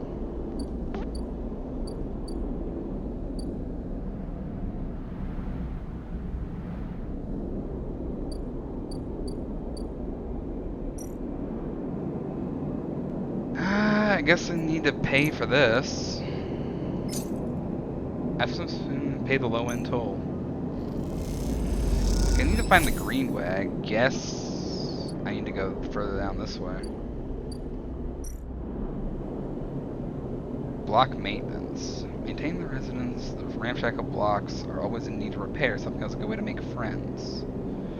Or play tabla. The clack of filter caps can be heard in every concourse in the low end. Residents play rotating rounds of this game for cryo. Now let's go with this one. I don't really have anything else to do, so let's help with the block maintenance. Okay, that did pretty good. So when I get some money from that noodle factory.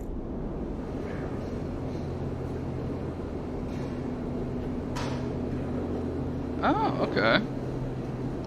You can make noodles. Express delivery. Delivering noodles to the nameless units of the low end takes guts and a certain fearlessness when it comes to asking for tips. Noodle manufacturer. Minji has a kelp stack in the basement, and he makes noodles from the seaweed. He doesn't pay much, but will feed anyone who does a shift. Okay.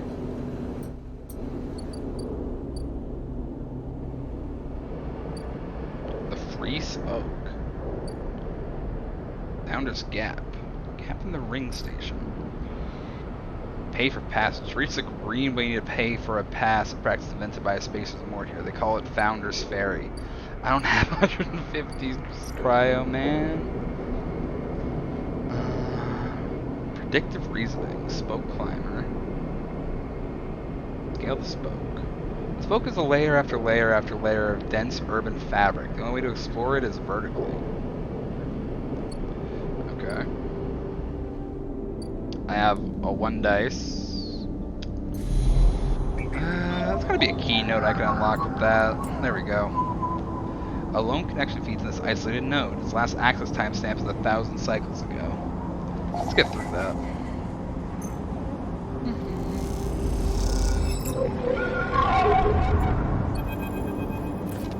A glimmer in the dark catches your eye as the orb of Hunter's head appears in the distance.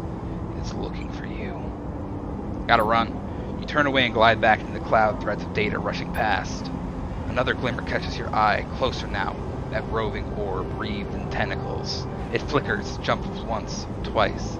Then it is here. Hunter is here.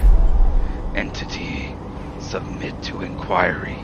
Hunter reaches for you in that unpleasantly familiar way. Its waving threads creating a cage. You push against the threads so they close in, becoming frenzied as you push them aside. You're caught by whipping tendrils and feel them pulling you away from the anchor of your body. You push through, clearing the threads. Entity, hold for processing. Comes the scream from behind, but you're already gliding away back to your anchor, your body. You awake, dizzy, distorted, but safe. Okay. So, every time we do 6 data interfaces, we're gonna get a run-in with Hunter.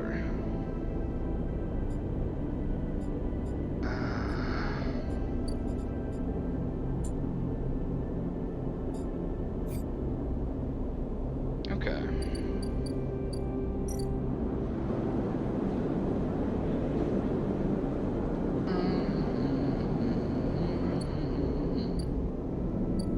I do need to find a new way to make money now, though.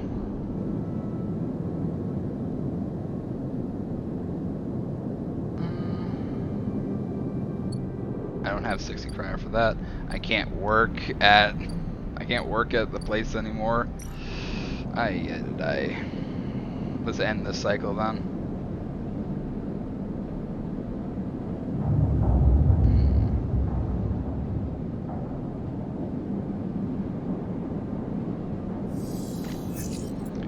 Oh, some good dice at least.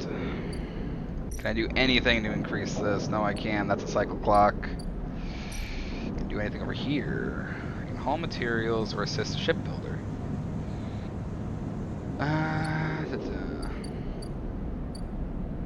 The one thing I want to do first is I want to go to the Bright Market and finish off this.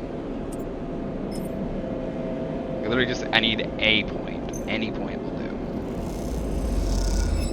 There we go. Local knowledge.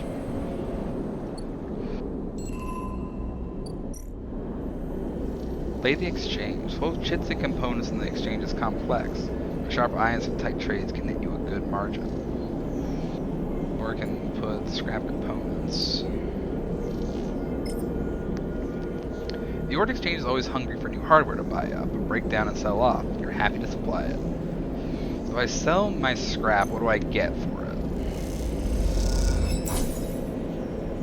12 cryo. Yeah, I'm not using scrap for anything else, and I need cryo right now because I don't have my job anymore.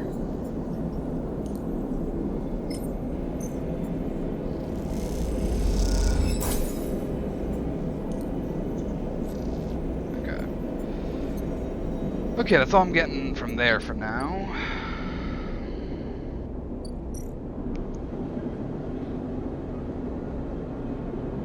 Don't have Girl for Kaze, unfortunately.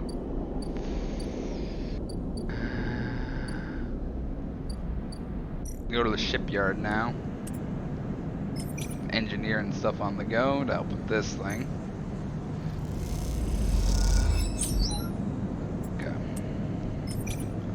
No connections, but you do have skills. You can get a shipbuilder to notice them, you might be in. I'm gonna work over here, because hopefully if I do this, it will...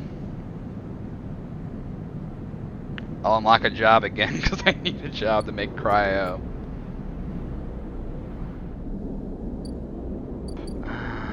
That's all I can do, and now time to see what this hunter does, because I failed this cycle. Let's try. I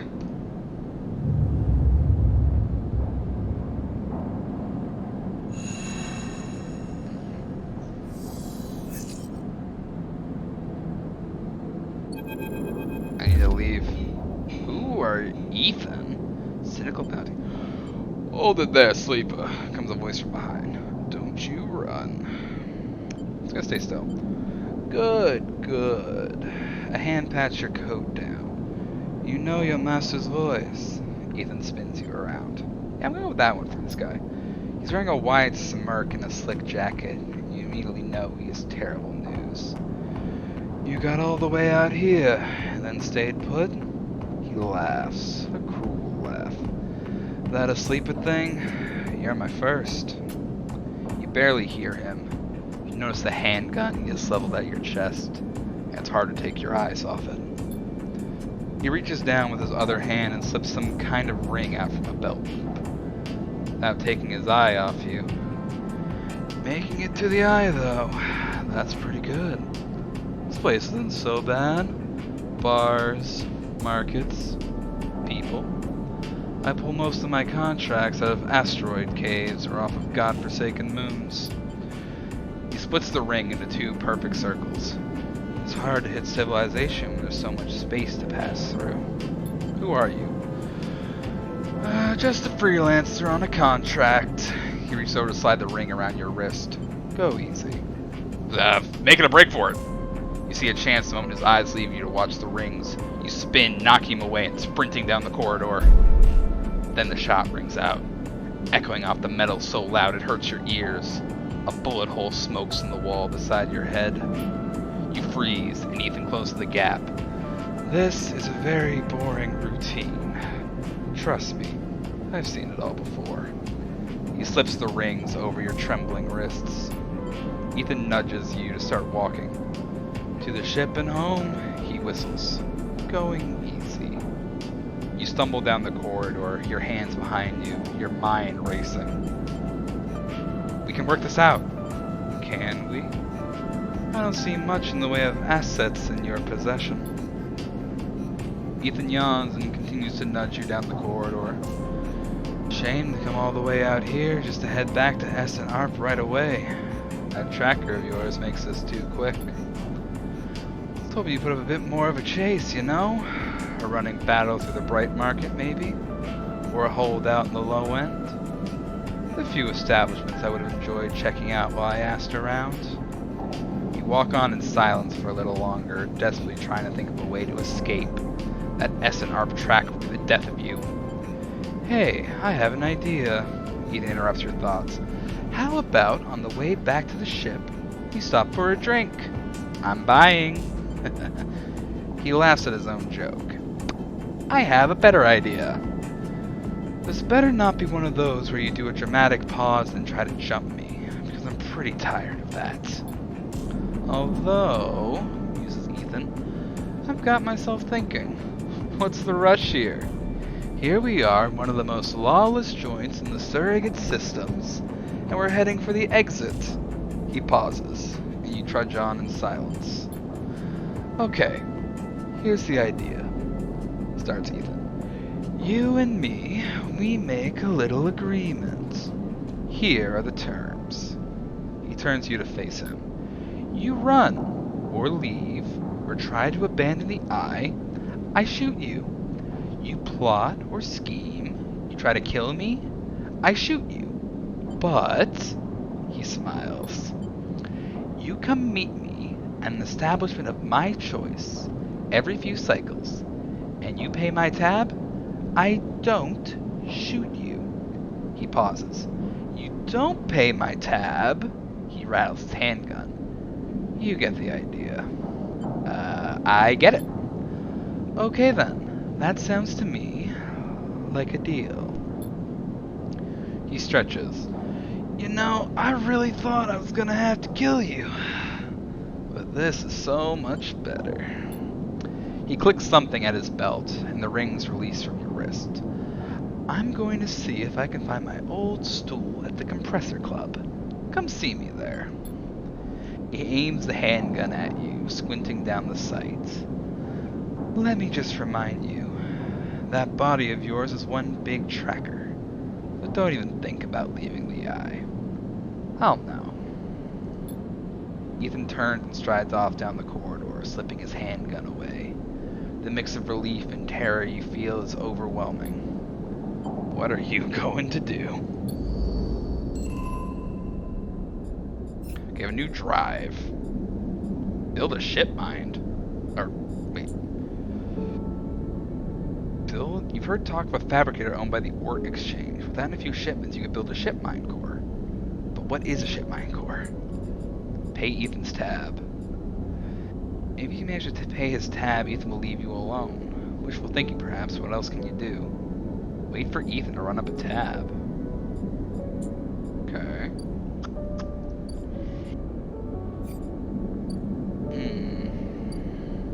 Okay. Daddy Ethan! Did you like the Did you like the voice bars?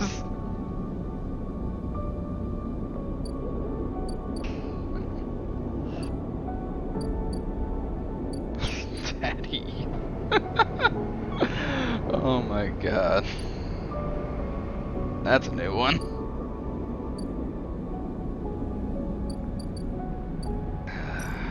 Back to the shipyard. Let's go with this one. So long as it's entertaining, I guess.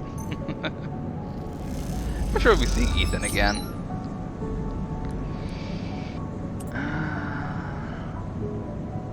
Yeah, I'm gonna go with this one just for full positive. I'm gonna get this done.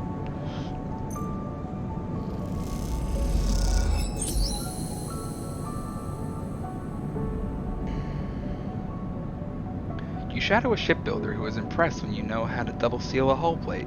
He slips you a tip at the end of the shift. Mina? Who's Mina? From the walkway, the Sideral horizon looks impossibly vast. A landscape of plating and frames. All along her flanks, torches flicker. Drones maneuver, arc lights glint. The sense of scale, of industry, is both stunning and strangely unsettling. From the walkway, oh, she's quite beautiful, I think. You turn to see a figure a little way down. The walkway, leaning at the railing. He is thin, ragged, his work gear poorly fitting and loose. The torches of the Sidereal horizon flicker in his eyes as he turns to you. Lem and Mina, a shipyard worker and his daughter. Lem, he leans back from the rail, revealing a child standing beside him, staring out at the ship. And this is Mina, he adds with a smile. Hi, Mina. She stares and tucks herself behind Lem, who dutifully picks her up. She's a little slow to trust, aren't you, Mina? She buries her face in the folds of his overalls. Mina looks out from Lem's chest, a dark brown eye twinkling among the rough material. You working on her then? Lem asks eagerly, gesturing to the vast ship, or just admiring? He shifts Mina's weight to his other arm. Working. Me too. Me too. He flashes the Havenage pass. I knew it just to look at you. He stumbles a little over his words, not wanting to be misunderstood. You look like a worker. She's Mina, and my ticket out of this place. Our escape vector, so to speak. The ship? You haven't heard? Anyone who takes the Havenage contract on the Sidereal horizon will be entered into a draw for the transit support crew. He smiles. We won't get to sleep the journey through, but a couple of decades of service will be nothing for me and Mina if it means landfall on a new world. He winks. Decades? It's a long trip. He straightens up, stretching his back. That's a colony ship, friend. The Celes Foundation is sending thousands of people to settle a system well outside the reach of the core worlds. It'll be a totally independent colony. No surrogacy, no corporations. But the Celes Foundation. They're Havenage's clients. Yeah, some wealthy project from the core systems, interested in independence and self-sufficiency and all that. They hired the whole shipyard out, helped wreck it and everything. He strokes Mina's hair. Someone else's dream, I suppose. Doesn't mean people like me and Mina can't tag along. Mina responds by pushing his hand away. Daddy, she whispers. Food, pulling an exaggerated, grumpy face. She glances furtively at you as she plays with a set of dog tags that hang from Lem's neck. I'm just chatting a little, Meanie. Give Daddy a sec. He turns back to you, and you suddenly notice how tired he looks. I'm not on the Havenage crew yet, but I'll work my way in. You can do it too, friend. We have to stick together. He smiles a little shakily, and you wonder how long he's been working to break into the official shipyard crew. For sure.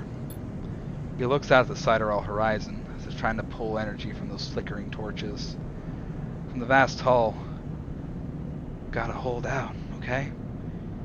We aren't quite sure if he's talking to you. That's how it works. While he stares out, Mina catches your eyes curiously. You agree, Mina? She straightens up and meets your eye. Daddy loves me. She says it stubbornly, daring you to question her. Lem smiles and lifts Mina. That's it. We hold on. He smiles sheepishly at you. We're just a couple of softies. Isn't that right, Mina? He sets her down, standing by his side. She clings to his leg. Gotta go feed this one. He pats her back. Maybe see you on shift, huh? He turns, and they walk down the walkway away from the shipyard. You see them talking, and then a moment later, Mina turns around and stops. See you, robot! Her shout echoes down the walkway, and she flashes you a parting smile before running to catch up with Lem. You watch them a little before you turn back to the impossible scale of the Sidereal horizon. A ticket out.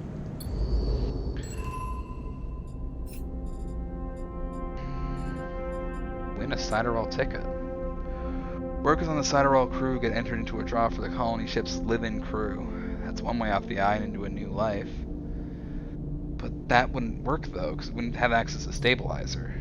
We would need some way of having grown beyond the need for stabilizer for that to work.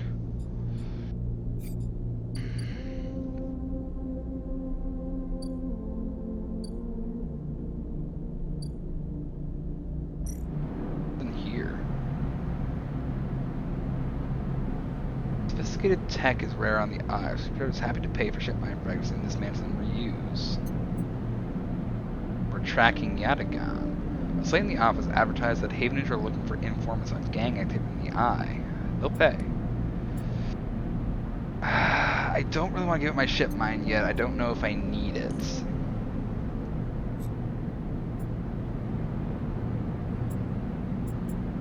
Don't think I want to do that one. But unit assembly.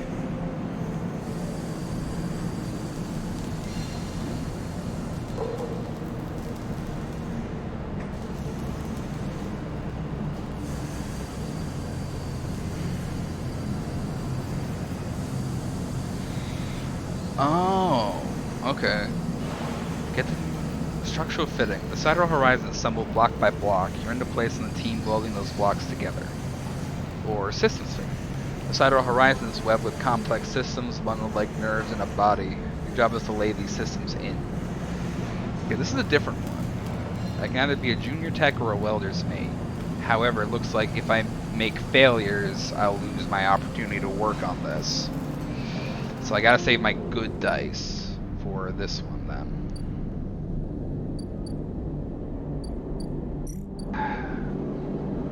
You need more food though.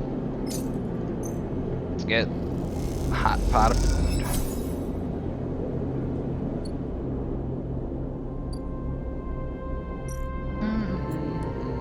Let's see what's on the go on the low end. Let's get some block maintenance on the go.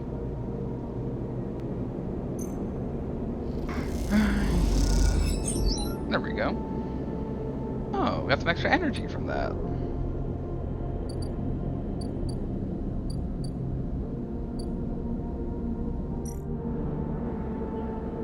Salvage sorting coming by. Okay.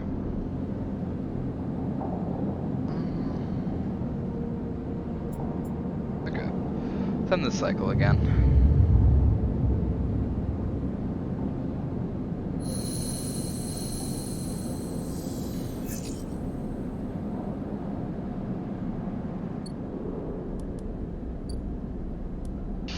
Oh, those are not good dice. I can get a hacking day in, I guess.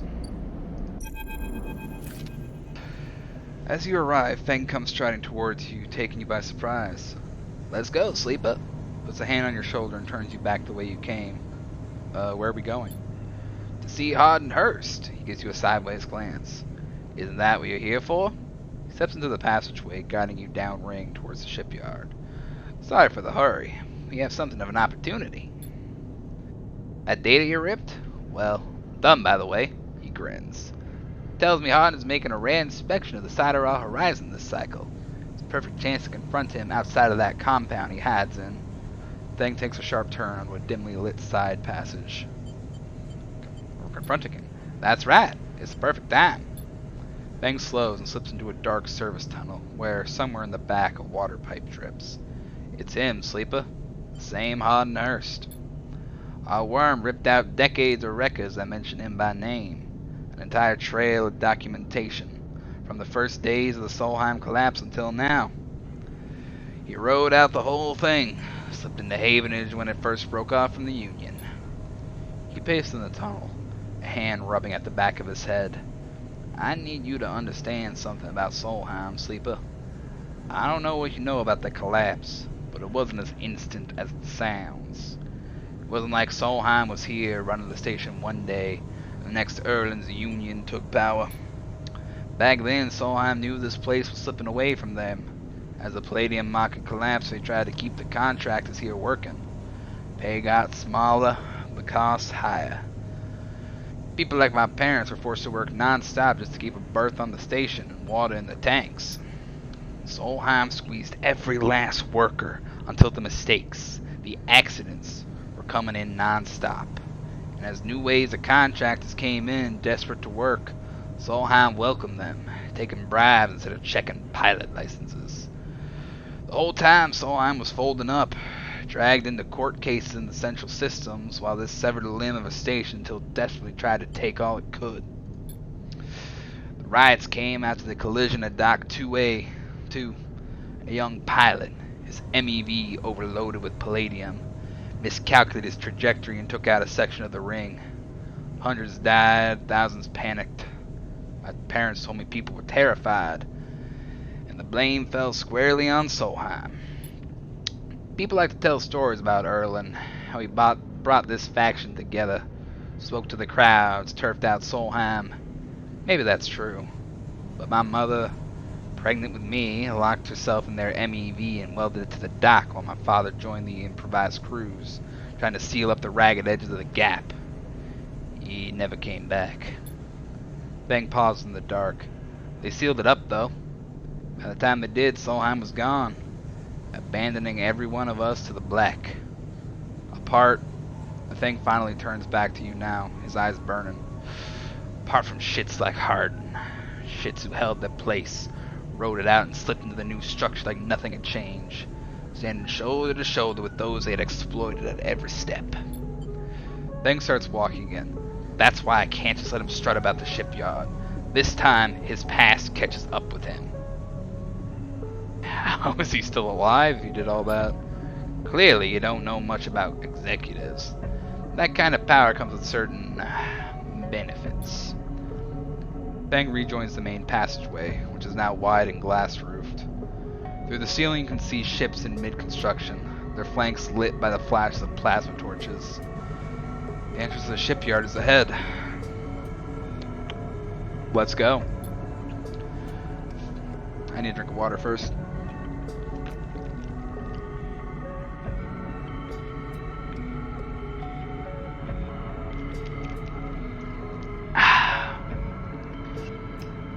Feng grins. Let's go show this shithead some consequences. He strides to the shipyard entrance and pushes through the doors. A web of corridors leads through the complex. Snatches of the construction bays, always appearing through windows. Ships are suspended like whale corpses, skeletal, imposing. Feng seems to know exactly where he is going. Before long, you cross into a huge dry dock locked to one side of the Sideral horizon. A network of platforms and scaffolding cling to the ship's hull, filled with workers and equipment. The sound is stretched out by the vast space, so that the welding, cutting, and sealing seem to come from everywhere at once. Both you and Feng spot them at the same time, a group walking slowly across a gantry, and at the front, two men. One gesturing towards the ship, and the other, slick, thin, cleanly dressed, with a shock of gray hair. Pardon. You and Feng say his name in unison, and Feng sets off up the staircase to the gantry, with you following behind. As you come to the same level, the group is passing closer, the foreman gesturing to the work being done throughout the dock, and Harden nodding along. Harden Hurst! Feng shouts across the noise, taking you by surprise. His voice bounces and comes back in a rippling echo. The figures turn. Oh, hey, Harden. You're... Yes? Harden asks quizzically, raising an eyebrow. He glances between you and Feng, and you see his gaze linger on your body, unsure of why a sleeper might be in this place. You're a traitor, Harden. A Solheim executive who tried to hide here among its victims. Feng's voice is steady and strong. You stand for everything that I was rebuilt in the shadow of, against everything Erlen stood for, everything Havenage stands for. You have no place on this station. For a moment, stillness descends on the group, as if everyone was held in place by the rattle of construction. Harden laughs. Well, good to meet you too. He glances around at those around him. Some are smiling, the others nervous. You're from the systems branch, are you not? Asks Harden, inspecting Feng's clothing. Feng turns to the foreman. You need to call your security. This man's a corporate agent. Foreman glances between Feng and Harden, his hands drumming at his sides. Harden leans towards him and says something inaudible. The foreman nods. But it's true. As he begins speaking, Harden turns his attention to you. And what would a sleeper know about that? You accuse me of being a corporate agent? What are you if not exactly that? He looks around at the group, who are already eyeing you with suspicion. You are a product of Essen Arp. You have no place in a Havenage shipyard. Who knows what signals you're sending back to your makers? A murmur of approval runs throughout the group. Feng holds up a stick of memory. You guessed right. I am systems. And I have records that link you directly to Solheim right here. Turns to the foreman again. So once again, I'm asking you to take this man into the custody of the shipyard. The foreman remains still. Harlan's voice is calm, measured. If you have such data, why hasn't it been submitted at a members' meeting for proper review? He shakes his head. I have nothing to hide, unlike a man who does not announce his name, who enters my shipyard with corporate property in tow, tries to turn my own men against me.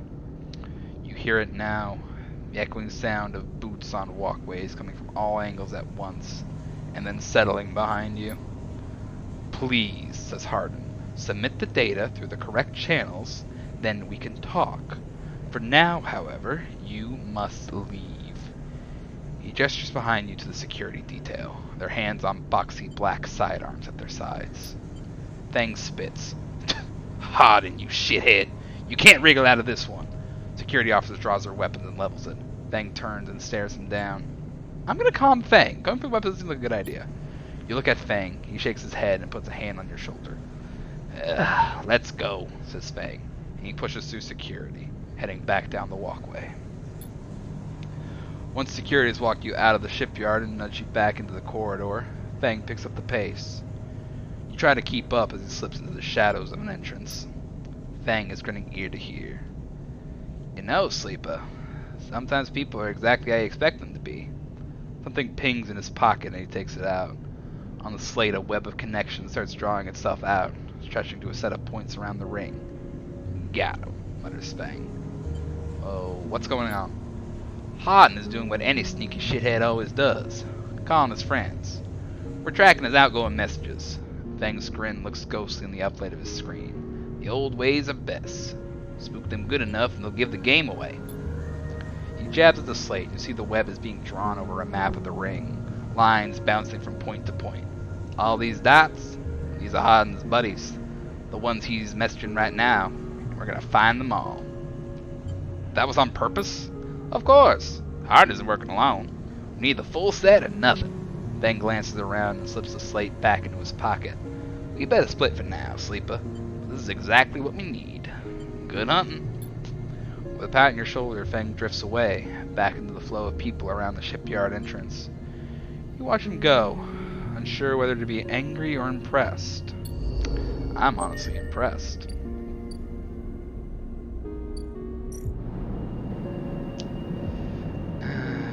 Out of office. Ever since your trip to the shipyard, Feng has been missing from his bay. What's going on? So Feng is MIA.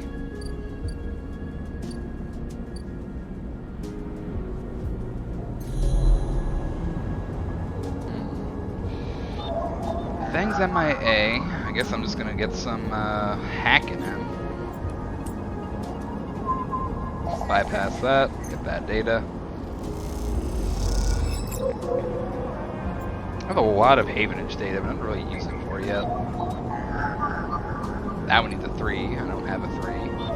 This one. Bypass, extract.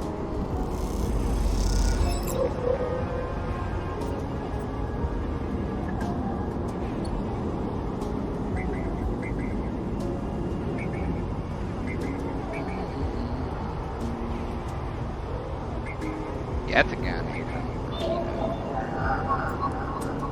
Get this keynote opened.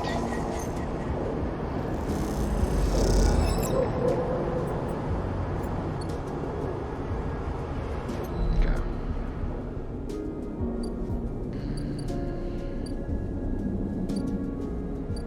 So I'm gonna sleep for now.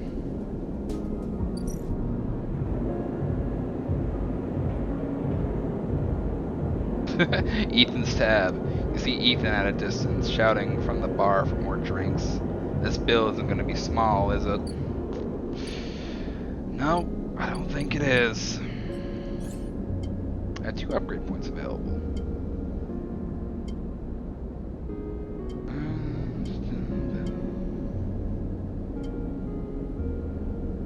Honestly, all the interface actions I'm doing, I should probably upgrade my interface. At least so I can get this cryo from doing that.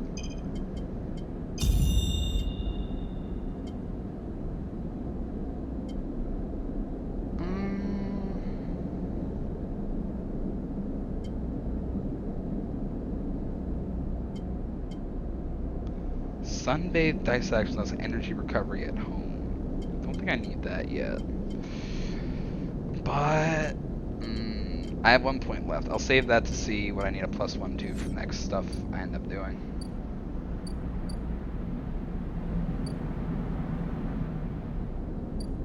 Well, that's the end of today.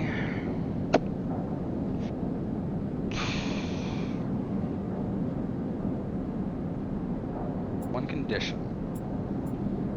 I'm gonna take my stabilizer.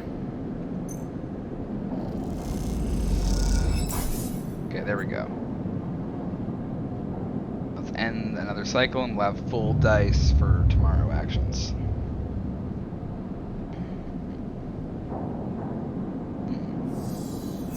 Oh, I need food. That's some good dice.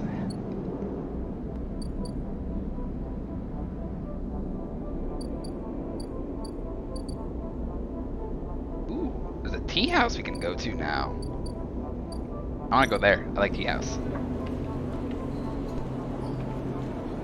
I can't go into the tableau. I can go track. You heard that the Yadigan Enforcer base here has been paying low-end residents for information on Havenedge.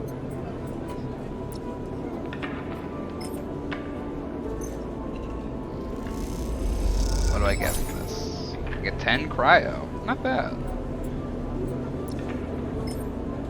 I'll do 2 of those. Okay. There we go. A little bit of cryo on me. I'm gonna spend most of that because I need food.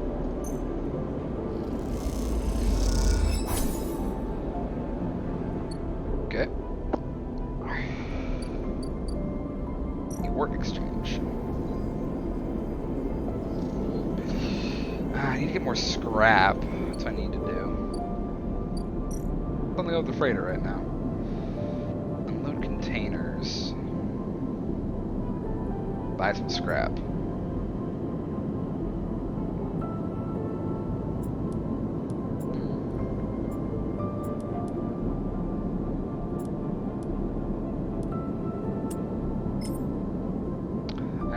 Let's go.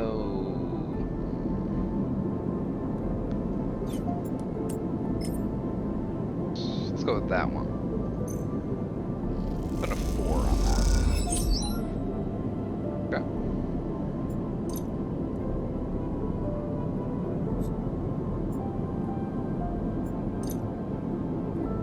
Do I need to? No, I'm not gonna. I'm gonna just save up money to pay off that bar tab, so I'm gonna be spending money on scrap. So I'm gonna go here. No, but I can go here.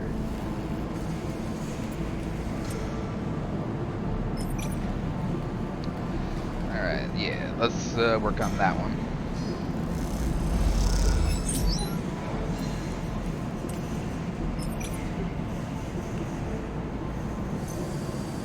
Yes, I'm gonna get a lot of cryo, actually.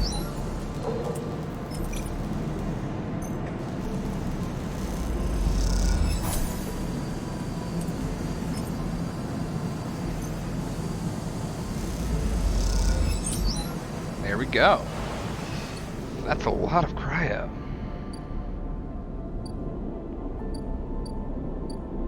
Okay. Your exchange is always hungry. If I buy 3 scrap, I can get that completed, actually. I'm gonna do that.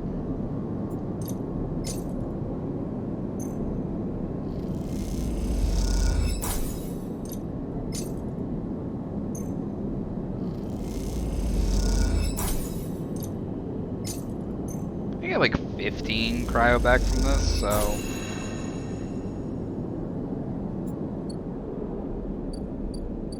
There's the word exchange.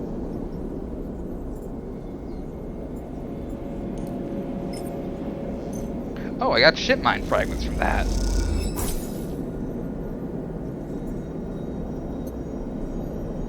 You know?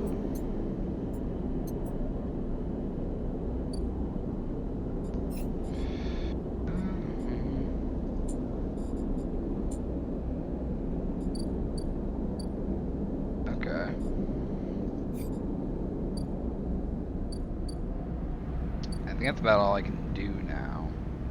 I don't think I can do. Yeah, I have no dice. Back. Okay, that's the end of another cycle. Also, Mars, you're still here. We're getting close to, we have a conversation with Ethan coming up. Not this cycle, but next cycle. Some more good dice.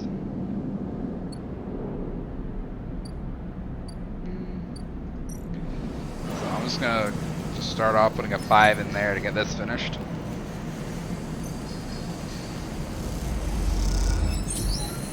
The well team you work within operates with speed and care. As you work, you feel your thoughts fade and the rhythm take over.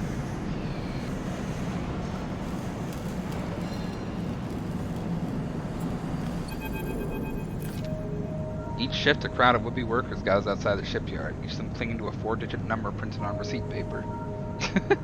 These are their assignment numbers, and you are either called for a shift or you aren't. As you arrive, the crowd is restless and chatter rumbles through the lines. For those who, like you, have graduated to the work team, shifts are guaranteed. Having just walked out of a meeting with a supervisor where you were praised for your efforts, you feel the glow of a job well done. You can't help but feel empathy for those huddled as you pass, waiting for their numbers to come up. You keep your head down as you leave the shipyard, feeling a little guilty as you do. Hey, sleeper, wait up. Lem's voice trembles as he shouts above the rumble of the crowd. You turn to see him pushing through Mina, crying in his arm. Lem? Good to see you, friend. He's breathing hard after shouldering through the waiting workers. You made the work team. Good for you. He tries to catch his breath, stroking Mina's hair as he does. Shh, baby, give me a second here. He smiles weakly at you as he comforts her, and her cries start to fade. Out of the crowd, he sets Mina down by his side, shiny streaks down both of her cheeks.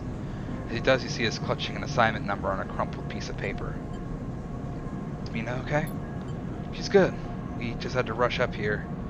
He puts his hand on her shoulder and she clings to his side. Esther, who usually takes her, is sick. He stretches.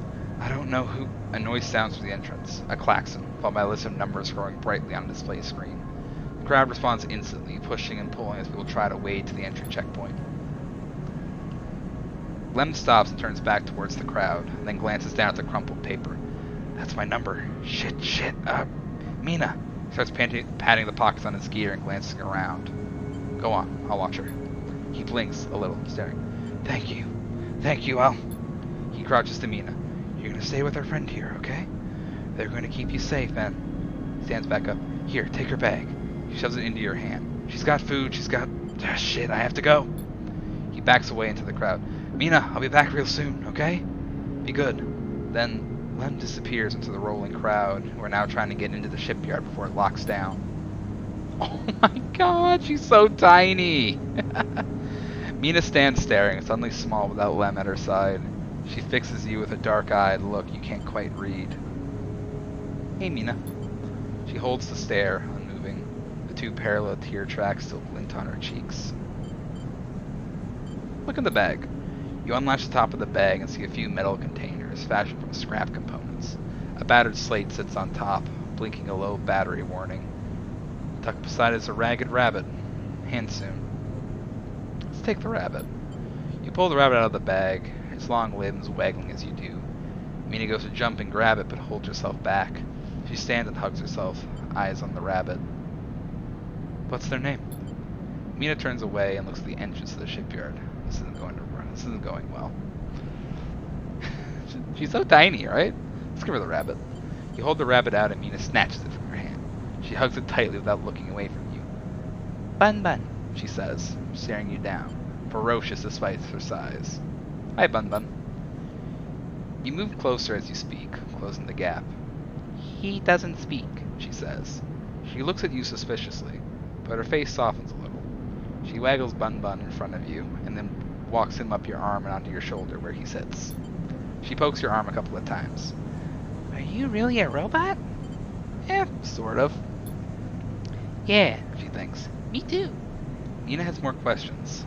Lots of questions. Questions about how you breathe or if you rust. But before long you were talking about rabbits, and what Esther, the lady who usually takes her, smells like, and whether or not fairies live in the eye's heating pipes. Gotta love a good fairy tale. You pass the time like this, sitting side by side on the floor of the walkway as others pass by. Sometimes talking, sometimes drawing on the slate, sometimes playing with Bun Bun the rabbit. And this is how Lem finds you, just as both of you are starting to yawn. He's dirty and tired, but Mina leaps up his legs and into his arms as he stumbles backwards. You two get on okay? He asks, trying to keep Mina from climbing onto his shoulders. More than okay. Mina shoots you a smile from Lem's arms, her suspicion gone. Well, well, well. Looks like Mimi can be nice. He pokes her in the ribs, and she squeals in delight. Thank you, friend. I mean it. Gives you a warm, wide smile. I owe you. Look, he glances around. Seems like Esther, the lady who usually watches her, is going to be out for a spell. If you ever have some time, I'd really appreciate you coming down to our place in the low end. He grins sheepishly. If you have time. But now I have to take this one to eat. He plays at biting Mina, and she giggles in response. See you, Sleepa. He waves, and they stumble off down the corridor, drawing gazes from passing spacers as Mina's laughter echoes down the corridor in bright squeals. Aw, that was precious. New drive discovered. Help Lem work. If Lem wants to leave on the sidereal horizon, he needs someone to watch Mina while he works his way onto the construction crew. Okay. I'd rather help Lem get on the sidereal than get on the sidereal myself. Like, I still don't think I could actually live on the sidereal because I need stabilizers too much.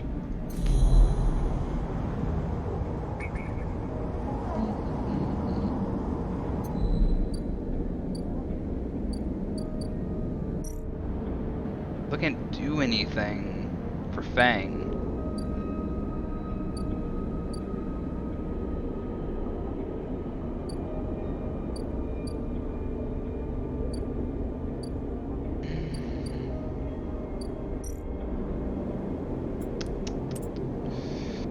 That's some block maintenance on the go.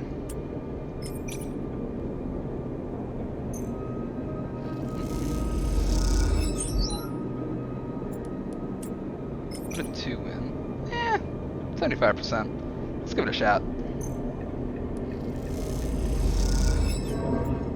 And I lost energy for that.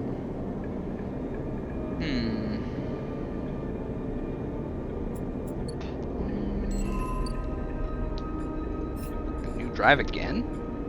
Build a home. There's a derelict unit in the low end that remains unclaimed. With lots of scrap and a little work, it could be yours. Oh. I can get scrap and build a home for myself here. Honestly, I wouldn't mind living here. I need scrap though. Let's go visit Lem and Mina for a little bit.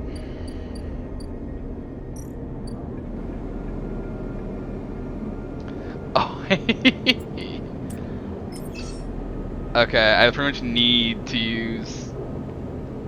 Okay, no, stop this, stop this. I want what's good for these guys. I'm getting an engaged skill up just so I can help these guys.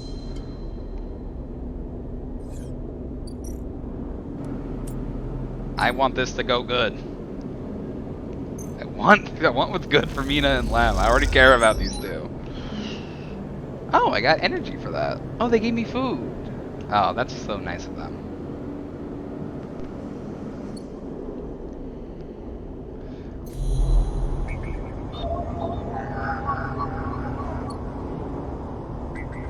Okay, I have a 2 dice. Is there any... I think I can use a 2 dice on. Nope, those are all 1 dice. That's a 3 dice. That's a 2 dice. Let's bypass that one. And give me the data.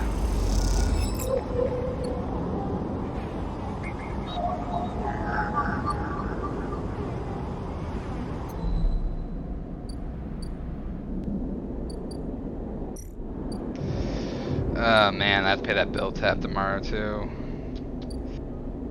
I'll go over to the Yatagan, I guess.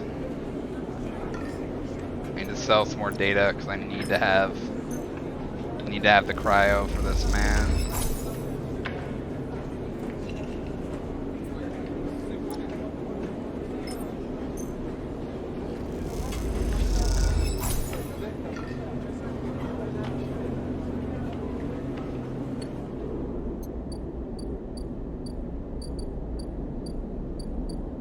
Okay. Now we end another cycle. Let's hope we have enough money for whatever bar tab Ethan has running.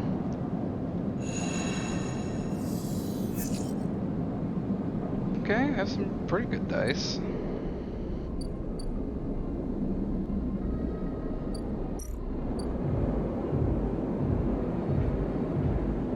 Oh. How does someone drink this much in 6 cycles? Ethan hasn't held back while he's been at the compressor. 58 cryo. Not as bad as I thought it was going to be. Ethan says you have 2 cycles to pay the tab. He calls it being fair-minded. Let's go. I was hoping I have a chance to like talk to Ethan or something. Oh, I do. I can't believe you just did that. Ethan's mocking laugh comes from along the bar. You look over to see him leaning across it in a pool of light. Empty glasses and spilled drinks glinting around him. It's always dark in the compressor, but this cycle the place is packed. A load of spacers mixing with the locals. Usually they run. Ethan spins a glass on the bar.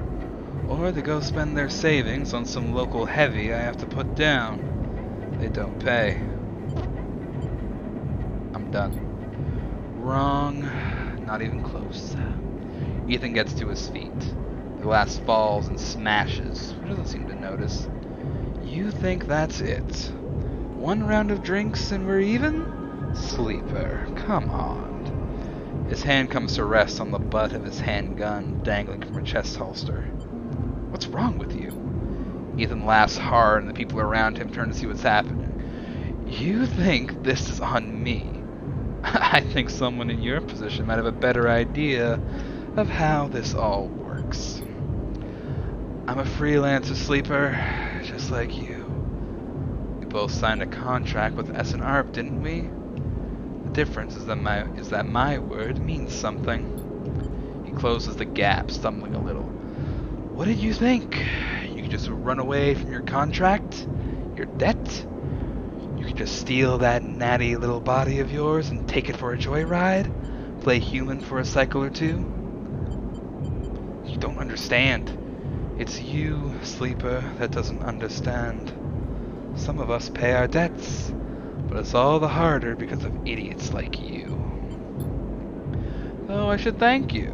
Ethan nods, his head heavy, for giving me such an easy job. I'm used to outlaws, you know? Real bounties. If I knew catching sad little escapees like you was so easy, I would have changed clients ages ago. Someone shouts from the back of the bar for Ethan to shut up. He holds up a finger in that general direction without turning around. Shoot me or let me leave. Oh, I see. Toughening up here. He gestures wildly at the crowd. Thumbs up or thumbs down, folks. Most turn back to their drinks. No longer interested in this tired show. Ethan mutters insults as he walks back towards the bar. He sits heavily back down on his stool and searches through his glasses for one with something left in it. The thing is, sleeper, I can find you anywhere. It's actually wild that you haven't figured it out.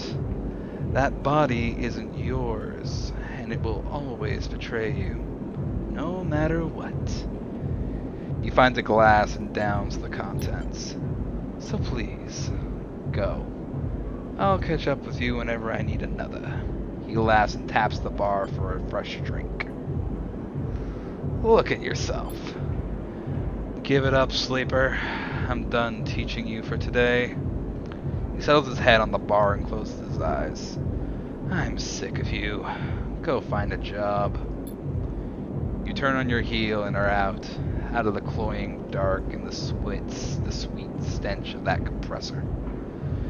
You walk hard and fast down the walkway, anger driving your footfalls into the metal of the rim like hammers. Oh, I got an upgrade from that. Let's see. Another 4 days. One upgrade point.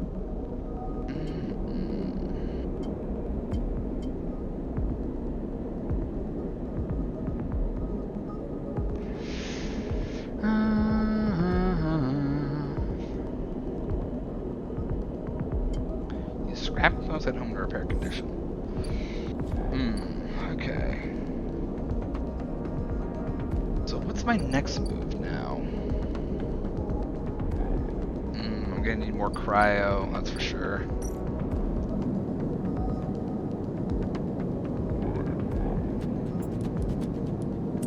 Let's take an endure here so I can get... Actually, no.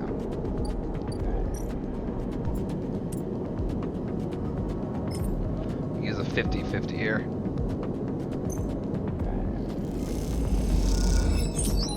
Hell yeah.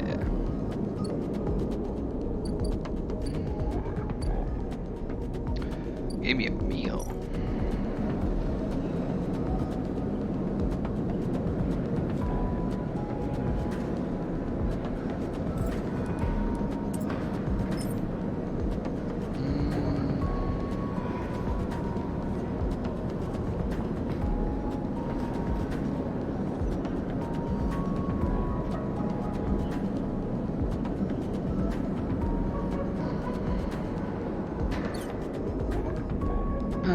Okay.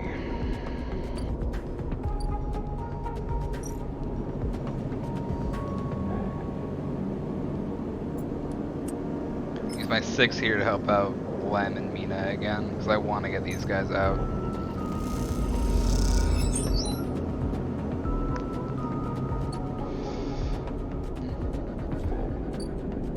I have a 3 and a pair of 2s. I can unlock this keynote. No, that's... which one is it? This keynote? Yes, this is the 3. Let's bypass that. Oh, I got cryo from that. Sweet.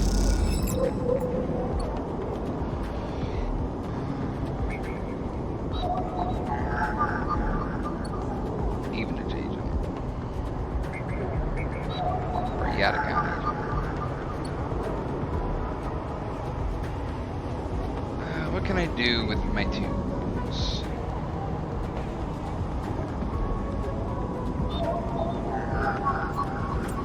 Alright, the Havenage, bypass, extract the data. And I think we gotta run in with Hunter now. Those familiar threads wrap around you, bind you, test you. Entity, submit. Hunter's strange head bobs in your vision. Your ally in the sealed dock cannot save you.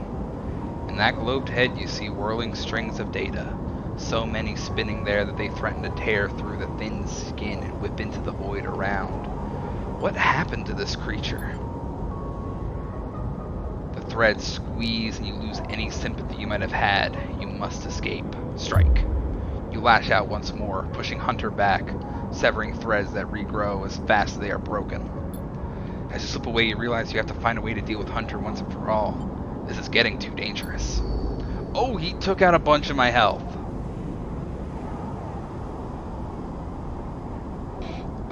That's not good. That is very much not good.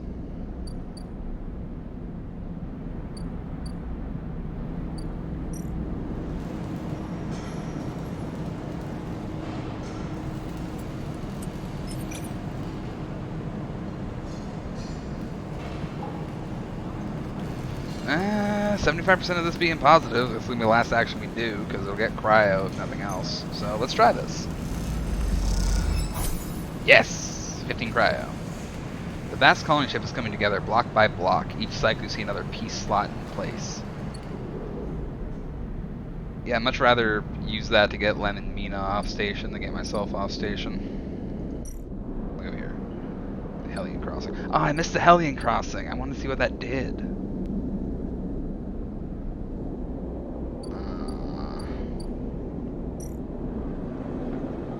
requires stabilizer. I'll buy stabilizer because I need a new dose. I don't need it yet, but I'm gonna need it in the future.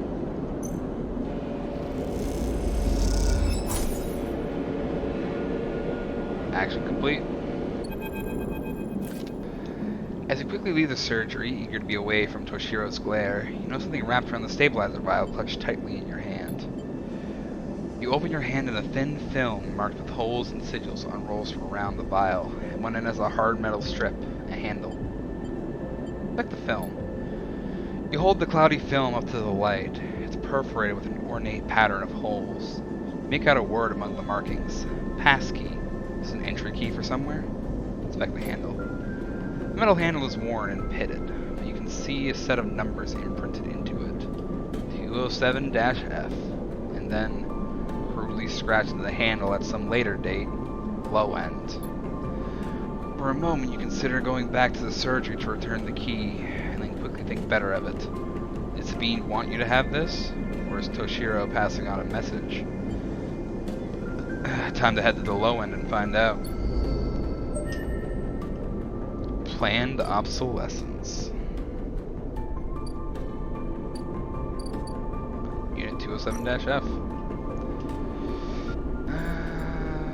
Passkey. Let's try this. Find the entrance to the apartment is passively obscured beneath layers of graffiti. Who lives here? Let's go. The lock clunks open, the metal door swinging inward in the dark. We're gonna see Sabine. A run, Unit 207-F, a rundown low-end apartment. As you push the door open, the automatic lights flicker on inside the apartment. They reveal yellowing plastic panels, the curved shape of wall-mounted utility units, the detritus of a routine life arranged on every surface. You step inside, clicking the door shut behind. The amber light of the aging fixtures glaze everything with pale orange. The work surfaces hold a variety of objects, indistinct in the dull lighting. A pale blue light drifts from a doorway at the end of the room. Let's go to that doorway. You cross the cramped utility room with its auto wash, dispensers, water closet towards the doorway. Through the doorway is a dark, warm room lit only by the faint glow of a terminal screen. I want to see what's in this room first.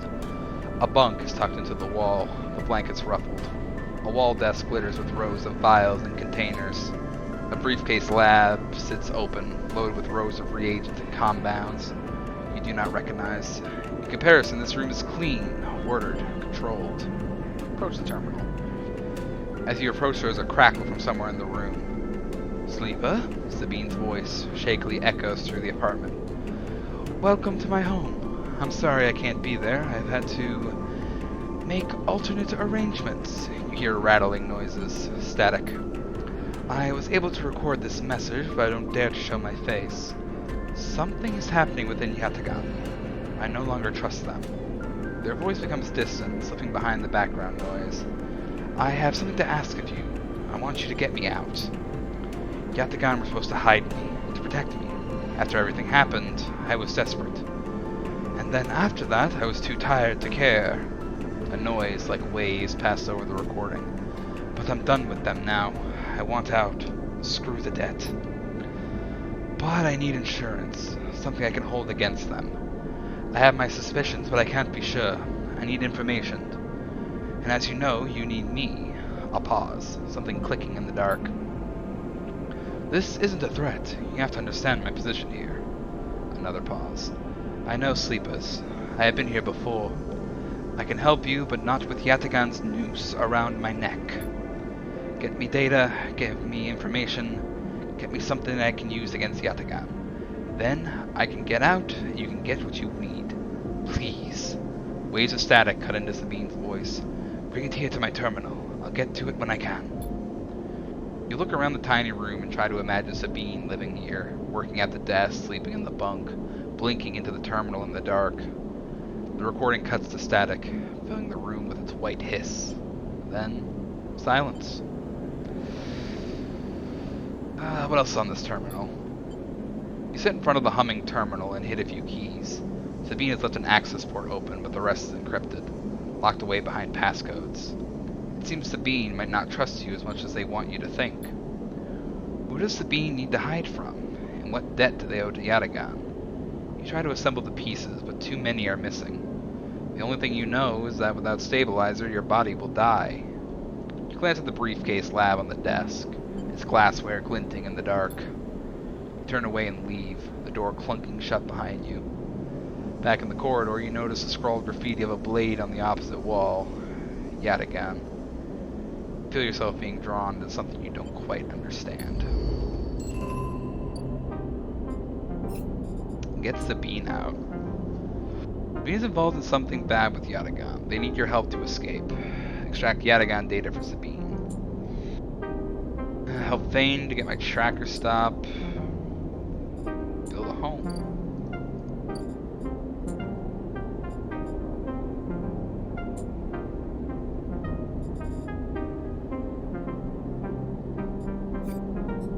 How many points do I have? I have 2 points.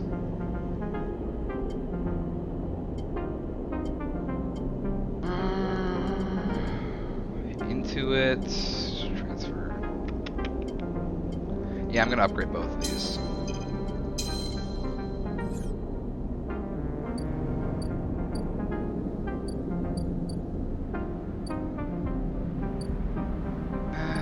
I'm gonna sleep in the container. I don't need more stabilizer yet. Hopefully I'll get 4 dice from this.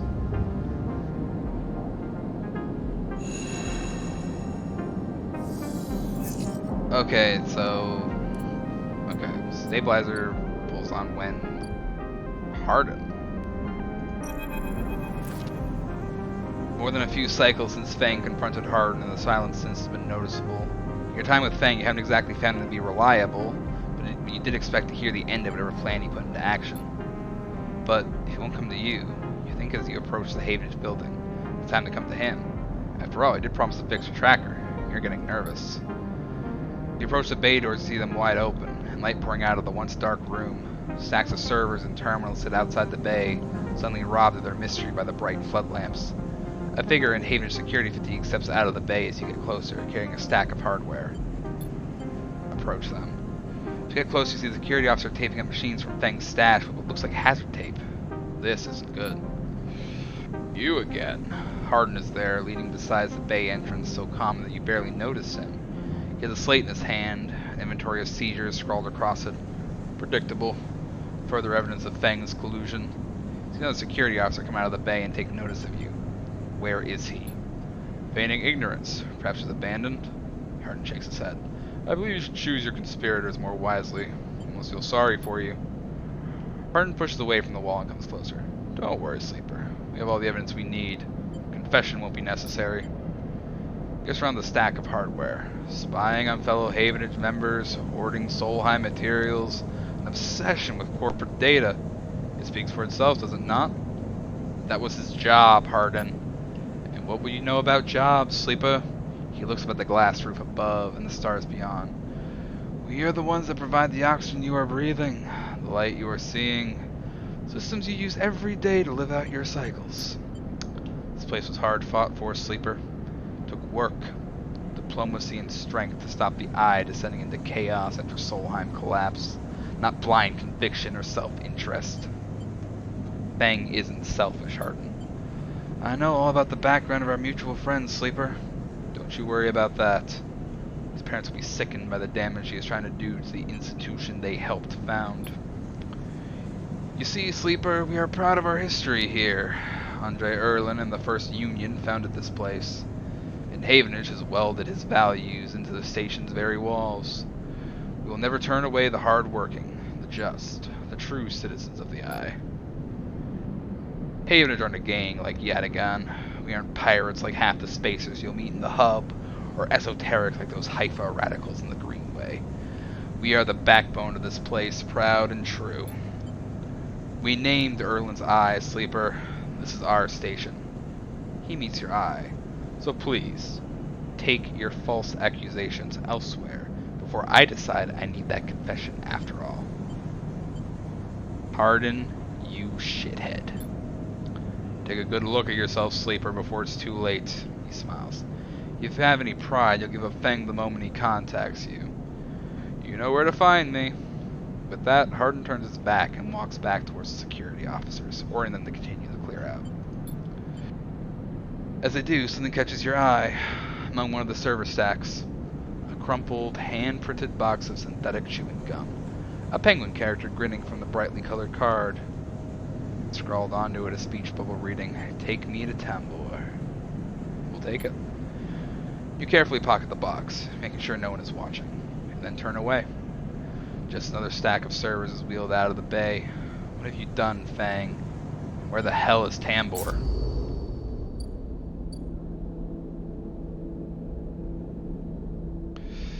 Where the hell is Tambor indeed?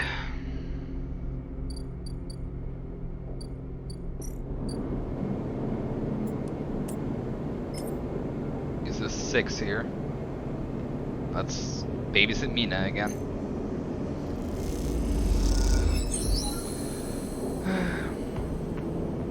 By the end of the day, Mina curls up in your lap as you read her story.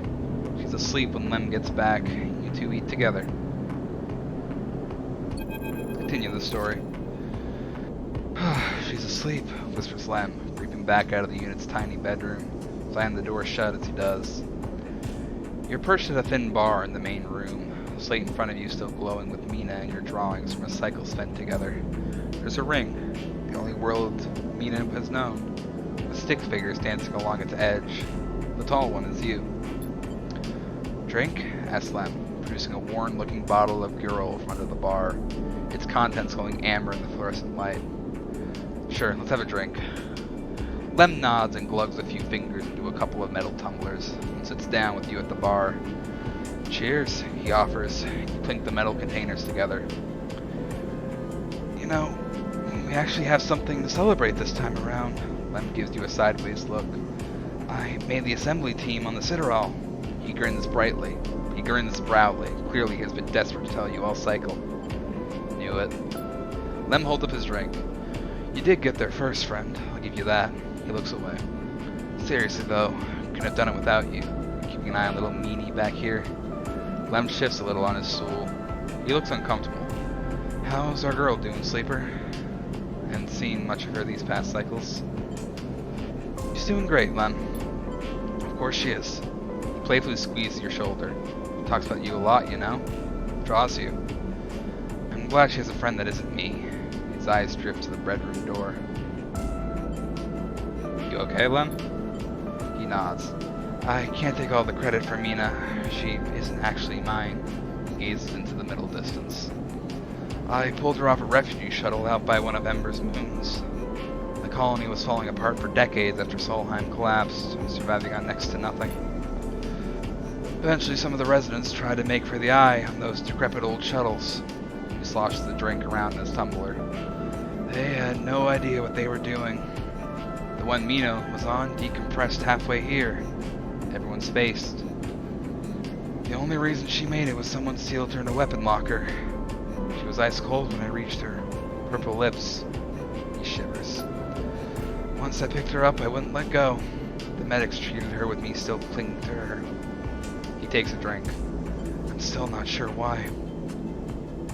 He reaches over and refills his cup.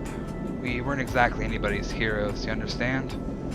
We were private military, hired in by Conway to protect their claims in the collapse. But once I got Mina, that was it. I quit. Got us dumped her. Got us dumped here. You saved her. I'm going to sound like an idiot now, but he sighs. She saved me. That's the truth of it. He looks around the decaying unit, its stained plastic plating and flickering lights. Me. I brought her to this. She was tiny, too small to know what she lost. But I can't stop thinking about it. He rubs his eyes, dark with tiredness. What if our number doesn't come up in the draw, Sleeper? What then? The Citadel will sail off without a thought, leaving us here. What kind of life is that for her? You'll make it. Sorry, I know you don't have it any better. He looks at his cup and pushes it away down the bar. It was a celebration, right? Both of us on the team now, both of us with a chance. Exactly. Imagine all three of us riding the Citadel horizon out of here to a new world. He looks into his glass for a moment. I think I drank this too fast. Lem stands and starts to clear the glasses into the auto wash. I need some sleep, friend. Me too. Alright then. He catches your shoulder as you turn to leave. Thank you, Sleeper. I mean it. From both of us. He pats your shoulder and you slip into the dark of the walkway, with thoughts of little Mina in your mind. Good robot. I need to make some more money now. And now I need a 1. Yes. Bypass. Extract data. Cryptic key. I've had these encrypted keys. I haven't really used them for anything yet.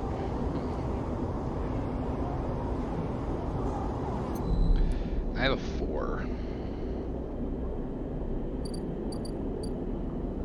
I mean, if we have a bar tab soon, I'm also going to need to get more stabilizer soon, so I gotta work on this.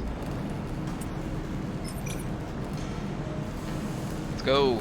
It's my best way of getting cryo right now, I'm pretty sure. Oh, what's this? Fang's gum box. Green Penguin says take me to Tambor.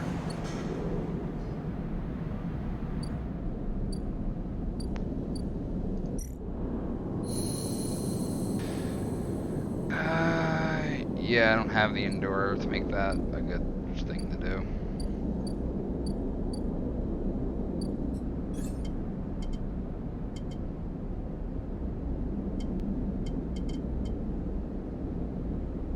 It's energy after any engage action. I still try to not really do engage actions, so.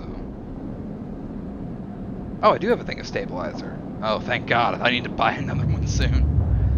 I have a couple nights I can get by.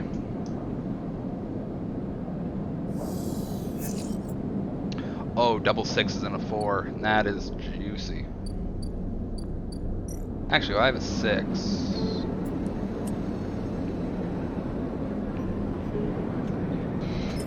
I'm gonna go steal the dock plans, just so I can get that done easily.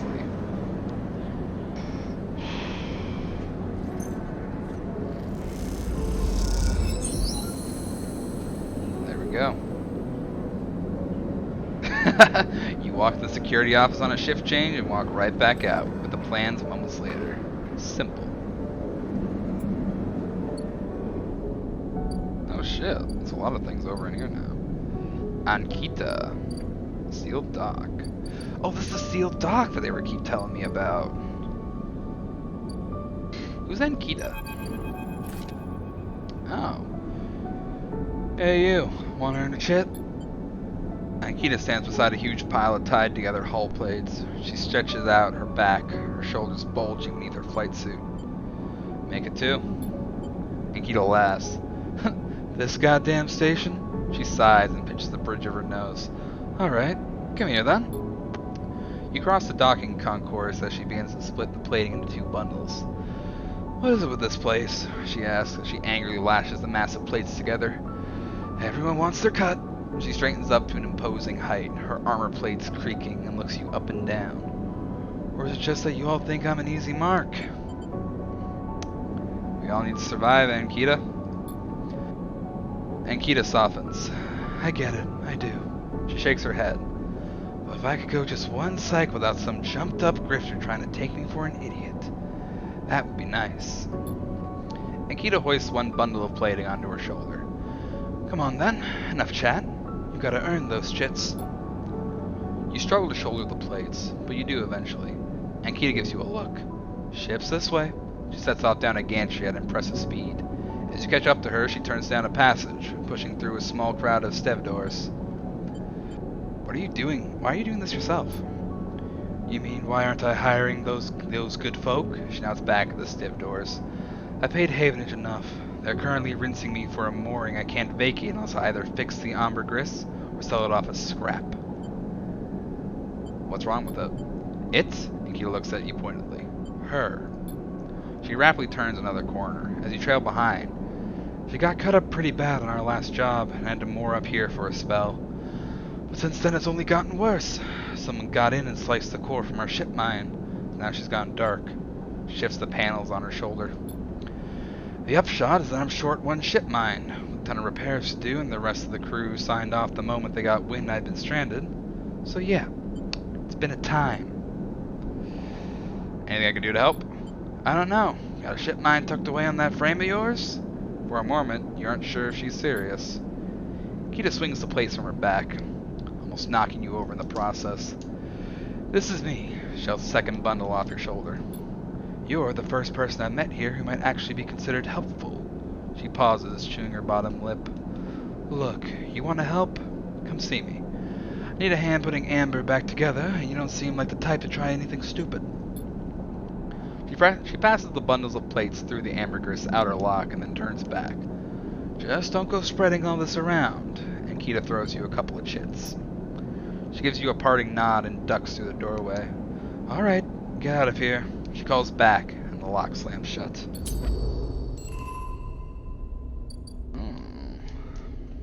Another drive. Don't care about the side at all. Fix the ambergris. Repair the ship's hull.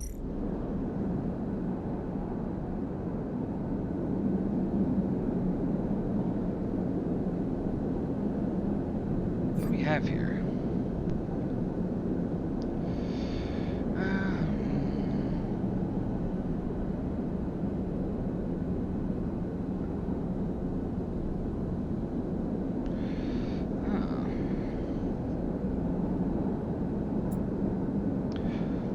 Plus shift shape per cycle. He has a couple of glitch repair drones with swords. You can rewire them and repair the ambergris for you. Yeah, I'll get this one going. That sounds really good. I'm really happy I upgraded my interface ability. Let's get those robots working. Plus 5 cryo. And this one, yeah, we'll get something done here. Plus 2 ship shape. Okay.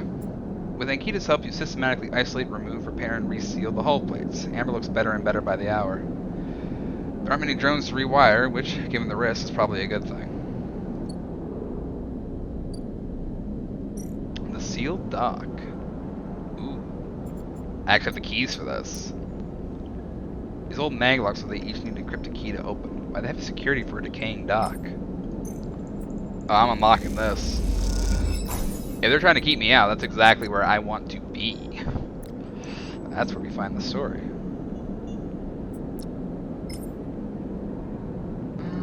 That's 2 maglocks.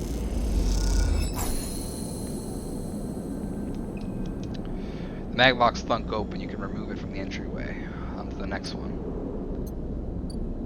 Neoven 33, the mysterious machine. Let's try this out. What? It's a vending machine. As if inside the sealed dock, a pulsing light grabs your attention. Among the discarded tubing and rusting plates, the machine flickers with a warm glow. Look around for a second. You don't know when this place was sealed, but from the state of the outer doors high above must have been decades ago. In this dark, cavernous space, debris sits in every corner, along with the traces of rough sleepers, although none of it seems recent. Looking past this layer of decay, you see the now faded messages. Symbols and logos of the eyes of original corporate owners still glinting in the shadows. Among all this, the warm glow of the machine seems the only sign of life. Let's have a look at the machine then. As you get closer, you recognize the machine's blocky shape, settled into an alcove in the side of the dock, a kind of upright cabinet. It is covered in faded logos and messages from which you assume it was once an industrial vendor, intended to dispense and manufacture ship fittings and other mechanical parts necessary for the regular running of freight and resource extraction vessels. The manufacturer is listed as Neovend. You remember an advert from long ago, squeezed among all the off-world recruitment drives that assaulted every planet-born citizen, which chirpily sang that name over and over. You wipe a layer of dust from the cracked screen, thinking of those contractors squeezed by their own corporate employers to pay for every bit of minor maintenance on their rented ships. Enter your registration, chirps a pre-recorded message, catching you off guard. Let's press some keys. Reach for the keypad, something begins whirring. At first it sounds like servo motors starting up, but quickly comes a whisper, a whining, and a multitonal voice that emerges from Neovent. Entity, they hiss. Speak with me. Who's there? There's a squeal, almost like some strange mechanical swallowing or intake of breath, before the machine speaks again. I have need of you. You have need of me. That squeal comes again, and you see that it is the 3D printing apparatus in the upper part of the machine resetting into place, so that each time the servos can be orchestrated to produce that whirring, whining voice. You are in danger. Danger? The machine creaks. You are marked for deletion, Entity. Hunter tracks you.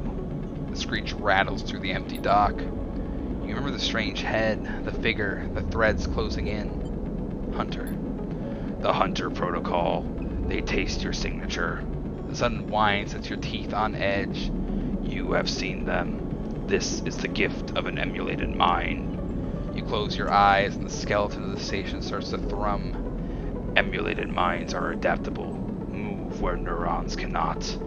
The mechanism resets, but emulation makes you target. Adaptable? Yes, you can move through networks, clouds, hardware, software. Neovent whines, but you cannot hide there. Hunter is there. The servos judder the vending machine's casing as a result. Hunter searches for me also. Hide in this machine. You look at the ruined vending machine. An unusual hiding place for sure. Can counter Hunter, but need Entity outside machine. The light flickers. Need you. A screen attached to the vending machine with a swiveling arm comes to life.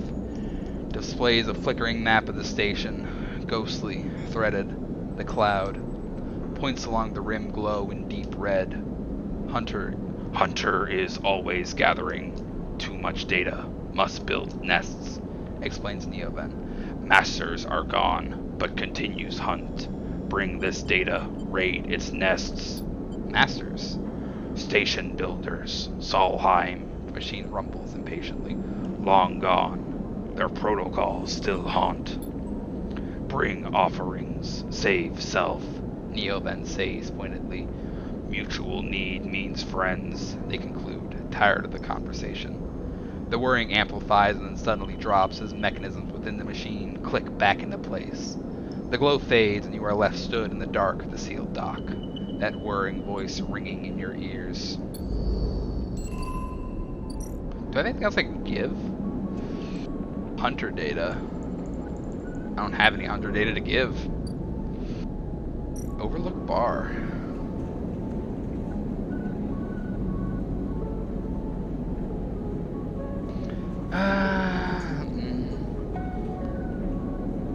Either get a drink or get a drink. You're not sure if your frame can metabolize alcohol, but this fungal drink fermented along the greenway seems like a good test. Or Tala keeps some expired Solheim rations behind the bar for those weary spacers. That's why the Overlook doesn't serve food. I'll buy a quick drink and just see what happens. Oh, I got an energy out of that. You know, it's 6 things for an energy. There we go.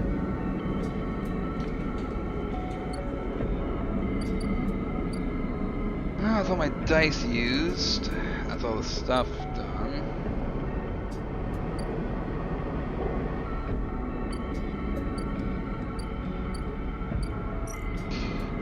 Let's go back and end the cycle. As long as I have 3 dice, I'm pretty confident in what I can do. And it's almost midnight for me though, so this will be the last cycle of the day. Ah, those are garbage dice.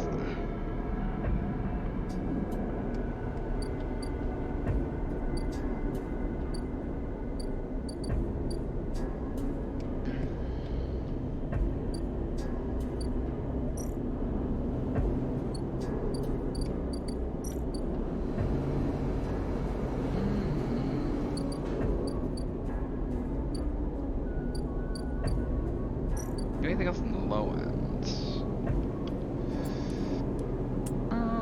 use my 2 on this one, just to see if I can get anything out of it.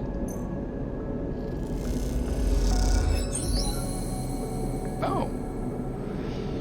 Flock maidens. You refit the long broken fans of a family's air filters. They insist you join them for dinner, and the children are delighted by your presence.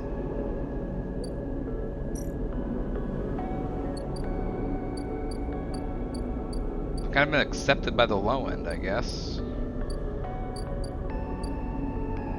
Oh. What's this? Caster. Curious data fence. You cross between 2 walls of units, one of the cavernous streets at the center of the low end. The pressurized bridge is full of the clack of Tavla, shouts of children, the whir of air filters. Sleeper. You turn to see a man sitting at a Tavla table alone, somehow untouched by the hustle and bustle of the people around. He gestures to the stool on the opposite side of the table. Sit. I'll sit. You sit at the metal stool, and he starts setting up the board with counters. Use the filter caps loaners typically use in their place. Caster, he says, by way of introduction, looking over his glasses. Night or day, he asks, gesturing at the caps, crudely sprayed white and black. Let's go night. He nods, the black counters are already on your side. Let's begin. You take a plastic die, each pitted and worn, and roll to determine who starts. Caster rolls a 6. You, a 4. I lead. He smiles and begins to move his first cap precisely along the board. Play passes back and forth between you, the dice changing hands as the caps spread along the board. As it does, Caster speaks, eyes not leaving the caps. It's unusual to see a sleeper on the eye. That's why I wanted to play you.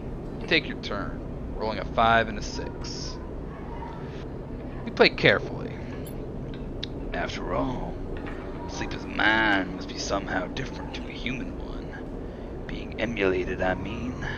As Caster talks, you build up a wall of caps, stacking them safely across the board. Progress is slow, but you remain unexposed. I don't mean to offend you, Caster meets your eye. I merely see that you are by definition different. What has been subtracted in the emulation, what has been added, sets a single cap onto an open point, a risk, and an opportunity. He hands you the dice.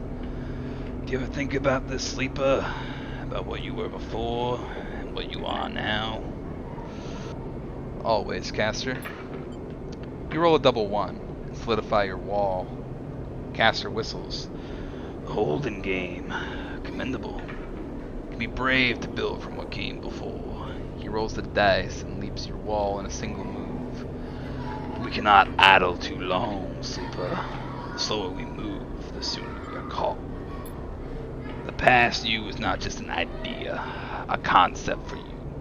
It is a living, breathing person. He looks up over his glasses, his eyes bright and wide. You split from them like a shadow splitting from its caster. They may be sleeping now, yes, but one day they will awake and carry on with their lives, unaware of your fate, no matter what it may be. He hands you the dice, smiling. You are a branch severed from the main trunk, an offshoot who refuses to die, so to speak. You roll again, under pressure now, trying to slip your caps out from under Caster's before he solidifies control of the game.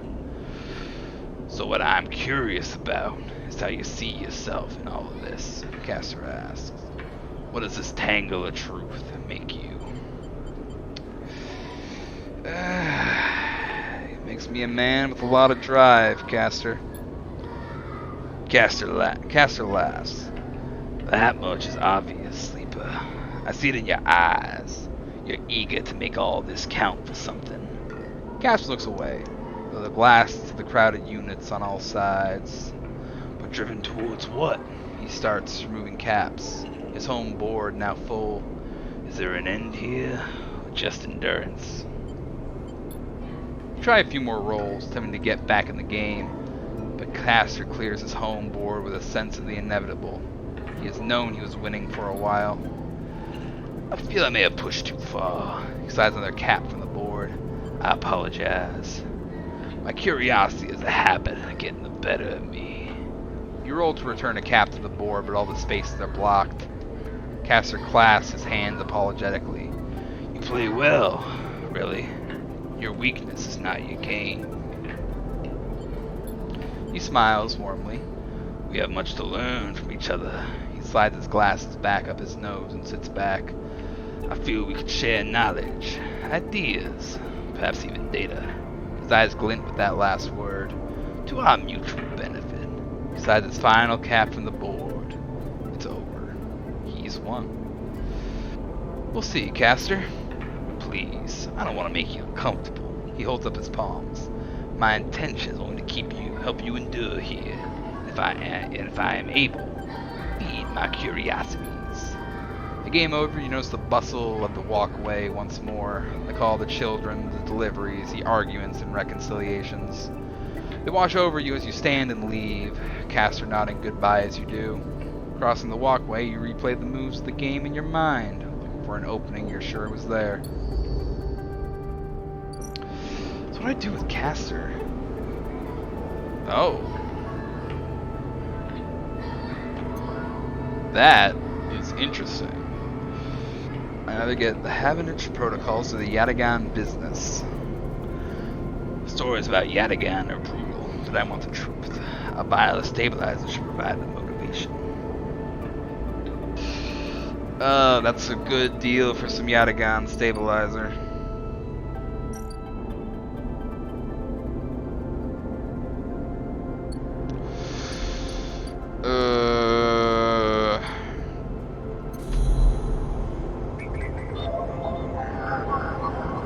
Get a Yatagan agent.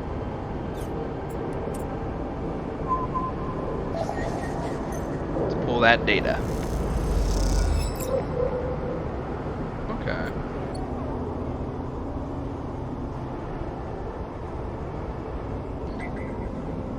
Oh. What do we have here now? Hunter Nest. Get a 2 or a 1. That one. 1 or a 3.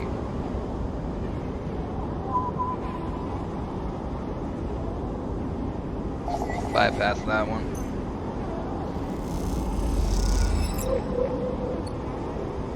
Hunter data. Is there a third one of those? Yes, there is. Need a 2 or a 3 for that one. A 2 or a 1 for that one. Okay. How much do you need? You need 3. Okay.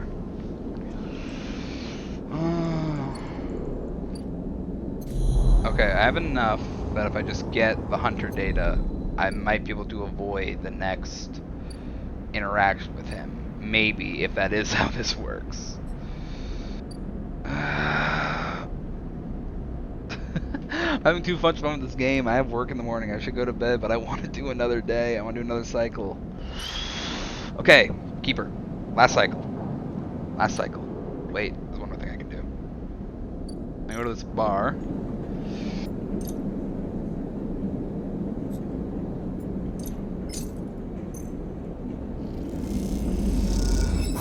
Hey, now I'm a regular. A favorite haunt for spacers. The glass shadows on the steel bar beside you, and the taunts don't take long to follow. Hey, haunt, the spacer calls across the low room. What are you doing here? He laughs at his own lame joke. Playing human? I'll shout back at him. You spin back off your stool, scrambling for words. Hand falls on your shoulder, but as you flinch away, it pats reassuringly. You freeze in place. Tawa. Ooh, I like those tattoos. Out! The voice comes from behind you, spat out like a shot. You turn to see bright eyes, dark hair, a stare that could breach the wall and vent you all into the hard vacuum. Just turn back to the space, the second glass comes sailing through the air. Catch.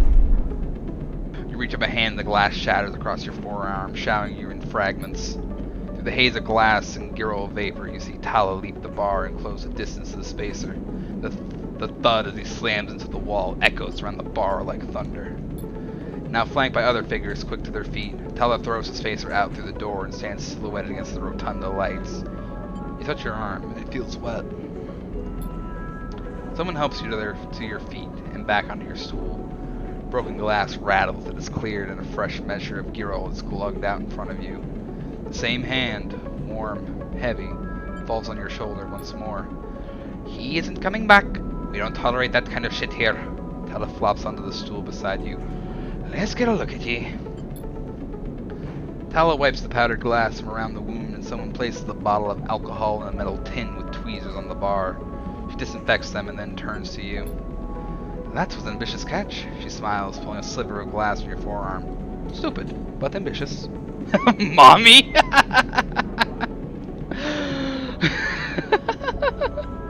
Hey, I can do it all. You don't feel the pain, or the string of status messages your body delivers concerning dermal damage and exposed structures.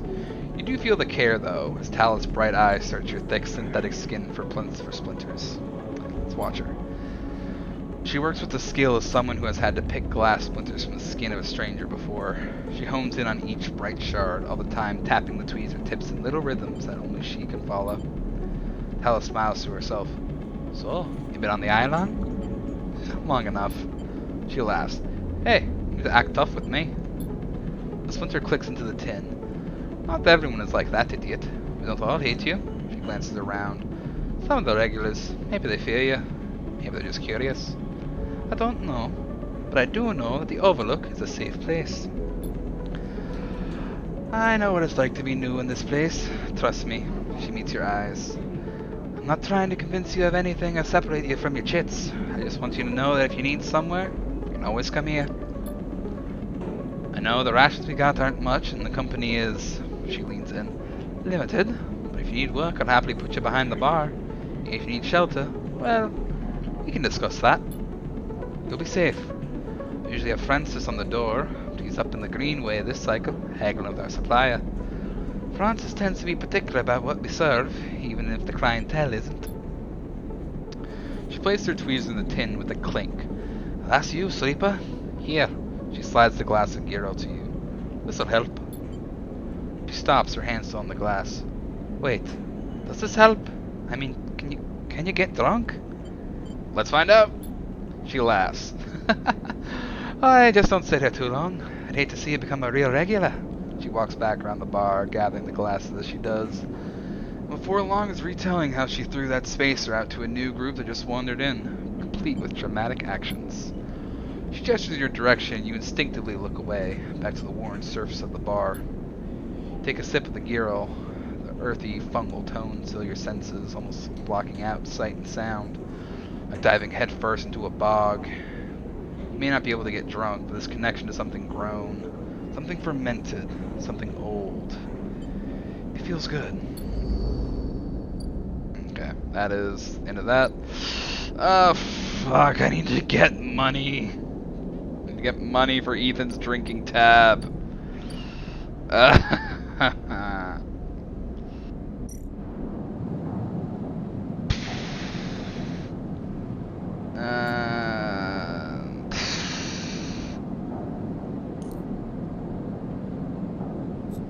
think I need to take my stabilizer because I'm gonna need the dice. Should I take the stabilizer?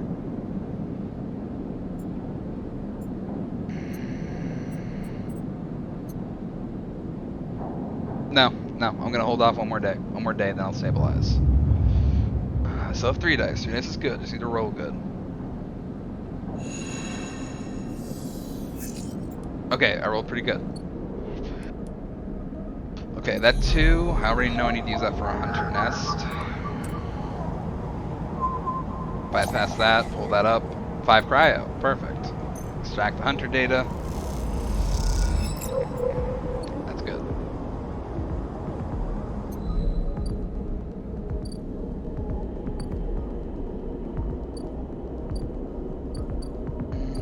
Now I need somewhere to get money.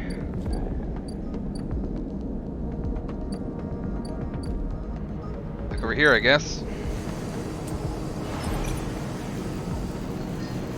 I can get 15 cryo from this. And this will probably get me another 30.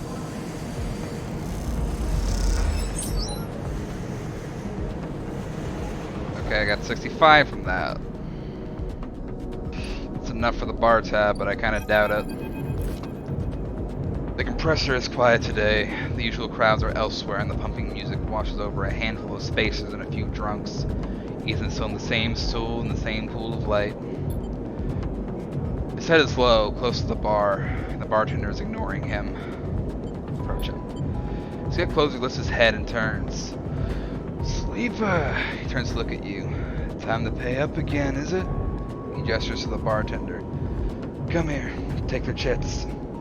No more, Ethan. Ethan doesn't even look at you. He props his elbows in the bar and holds his head. Sleeper, it's been a long cycle. Enough. He lets out a long sigh. He rapidly rubs his eyes with his palms. You're right, he says quietly. This isn't fun anymore. He reaches towards his holster. His elbow slips and the gun tumbles out. It clatters on the bar and falls to the floor, bouncing onto the ground between you. Both you and the bartender look at the gun, stare at it. Ah, Butterfingers, says Ethan, and puts out a hand, beckoning for you to give him the gun back. If you would. The bartender looks at you warily. You crouch down and pick up the gun.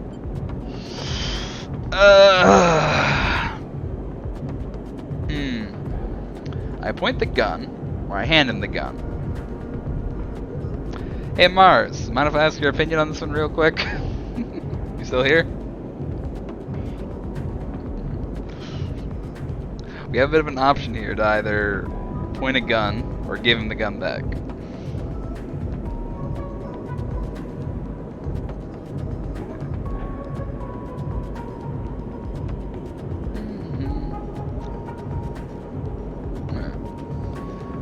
I'm not here right now.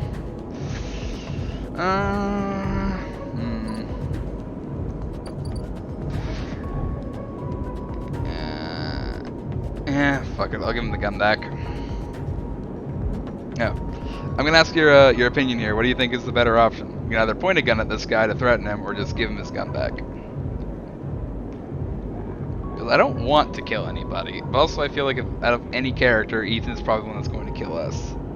Follow your heart. I mean, my heart was going to be to just give the gun back and see what happens. Let's see what happens there. You slap the handle of the gun back in Ethan's hand. Thank you, he hisses. Now, where was I? He lazily swings the gun past you and the bartender. Yeah, leaving. He stands. Sleeper, while this has been fun, I think I've wrung every last drop out of this place. Time to go home. He waggles the gun towards the door. Let's go see Essen Arp. I'm staying. Ethan brings his gun hand to his face and rubs his eye. Well, he says, the bounty pays half, but... He levels the gun. Up to you, and he pulls the trigger. The gun clicks. By now all the attention in the bar is on you and Ethan. He looks at his gun with a bemused expression. The bartender raises an open hand, and in it are 10 shiny bullets. 10 shiny bullets he took out of Ethan's gun while he was asleep on the bar. Ethan smiles at him. Oh well, he says, and hits you in the head with the butt of the gun. You stagger back and drop to a knee. Somewhere nearby, the gun clatters onto a surface. It hits a glancing blow, but it makes your vision swim. Through the blur, you see Ethan wrestle a small, thin slate from his belt and hold it up. Enough of this. I'm logging the job and calling it in. He taps the slate. No more playing. Your head aches. Ethan taps through a few screens impatiently. He swears and taps again. He starts shouting. A dull echo to your ringing ears. He starts screaming at the slate and throws it across the bar. He crouches down and grabs you by the chin, his face close, his breath heavy with drink. Essen Arp just screwed me, he grins maniacally. They cancelled the contract. He stands up. They cancelled the contract. He shouts to the ceiling of the compressor. You stand up, struggling to your feet, the sting of the hit fading. Ethan is rubbing his temples, his face pale. You hear a clicking sound, like coins being counted, like bullets being loaded into a magazine. When you shake off the last of the blur, the bartender has Ethan's pistol trained on Ethan's head. He stumbles back towards the middle of the room, all eyes trained on him. I'll kill all of you, he screams. He stumbles into the wall, spinning away towards the door. I'll be back for that, he shouts to the bartender, and lunges out of the compressor. You steady yourself on the bar and catch your breath. The rumble of conversation returns. The bartender goes to say something, but then thinks better of it and begins to clean the bar. After a while, you wander out. into the light of the bright market, looking for Ethan around every corner. Well then, that's an interesting position we're in now.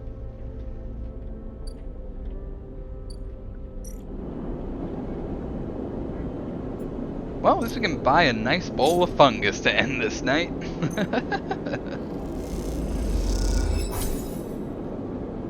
Wait, I get 3 energy from that? It looks like I only got 2.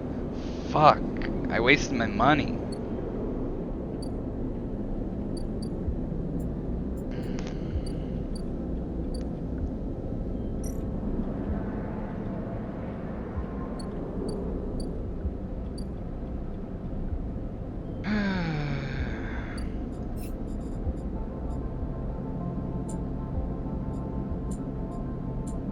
I want to fix the ambergris as my main objective. That just sounds fun. I think I lost Ethan's voice a bit there at the end. Oh well. I'm gonna need this.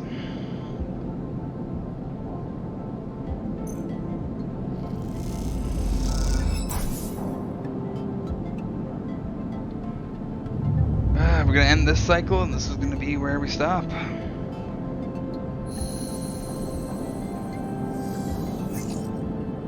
Six of 5, a 1, 1, and a 2. Not bad. Okay, last autosave was 6 seconds, 0 seconds ago. Okay. Quit the game. Progress since last autosave we lost. Yeah, it's fine. Oh. It's fully kicked me out. I thought I was going back to like some kind of end screen, but no, apparently not. Okay. Well, that's where I'm going to end this stream. So that means I gotta look for someone to raid at the end of the day.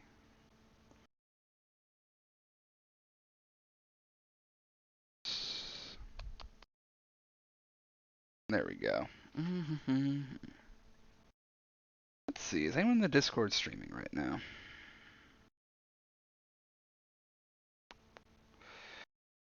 Frenzy and Zwar. What's Frenzy doing? That's playing Saints Row. Okay. Da, da.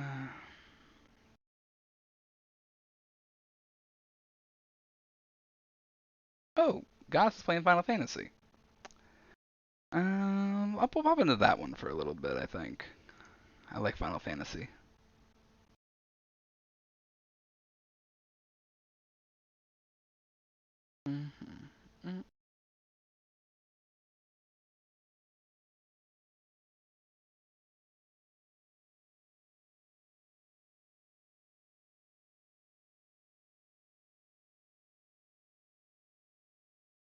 Pretty sure Goddess is in that server.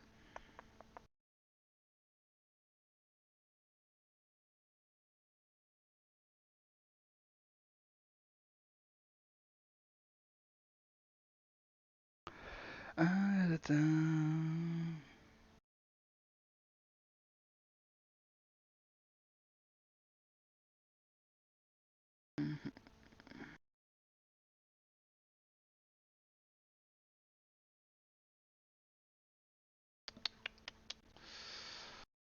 Huh.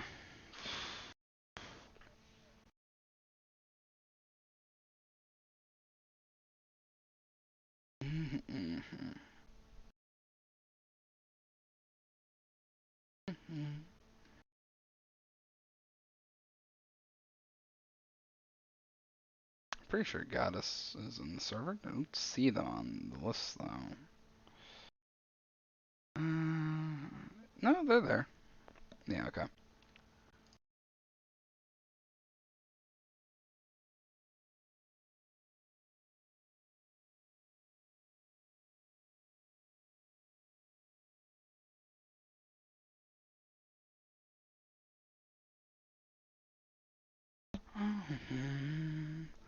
I'm not sure if I use these commands right, but let's try this. I think that's the right name.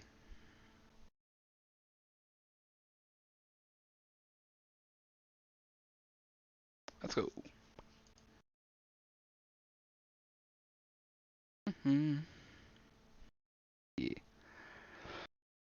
Goddess is currently streaming some Final Fantasy 14, so time to hop in and see what's on the go for that. I'll end my own stream in a second. Let's get going. To everybody else, hope you have a good night and enjoy Goddess.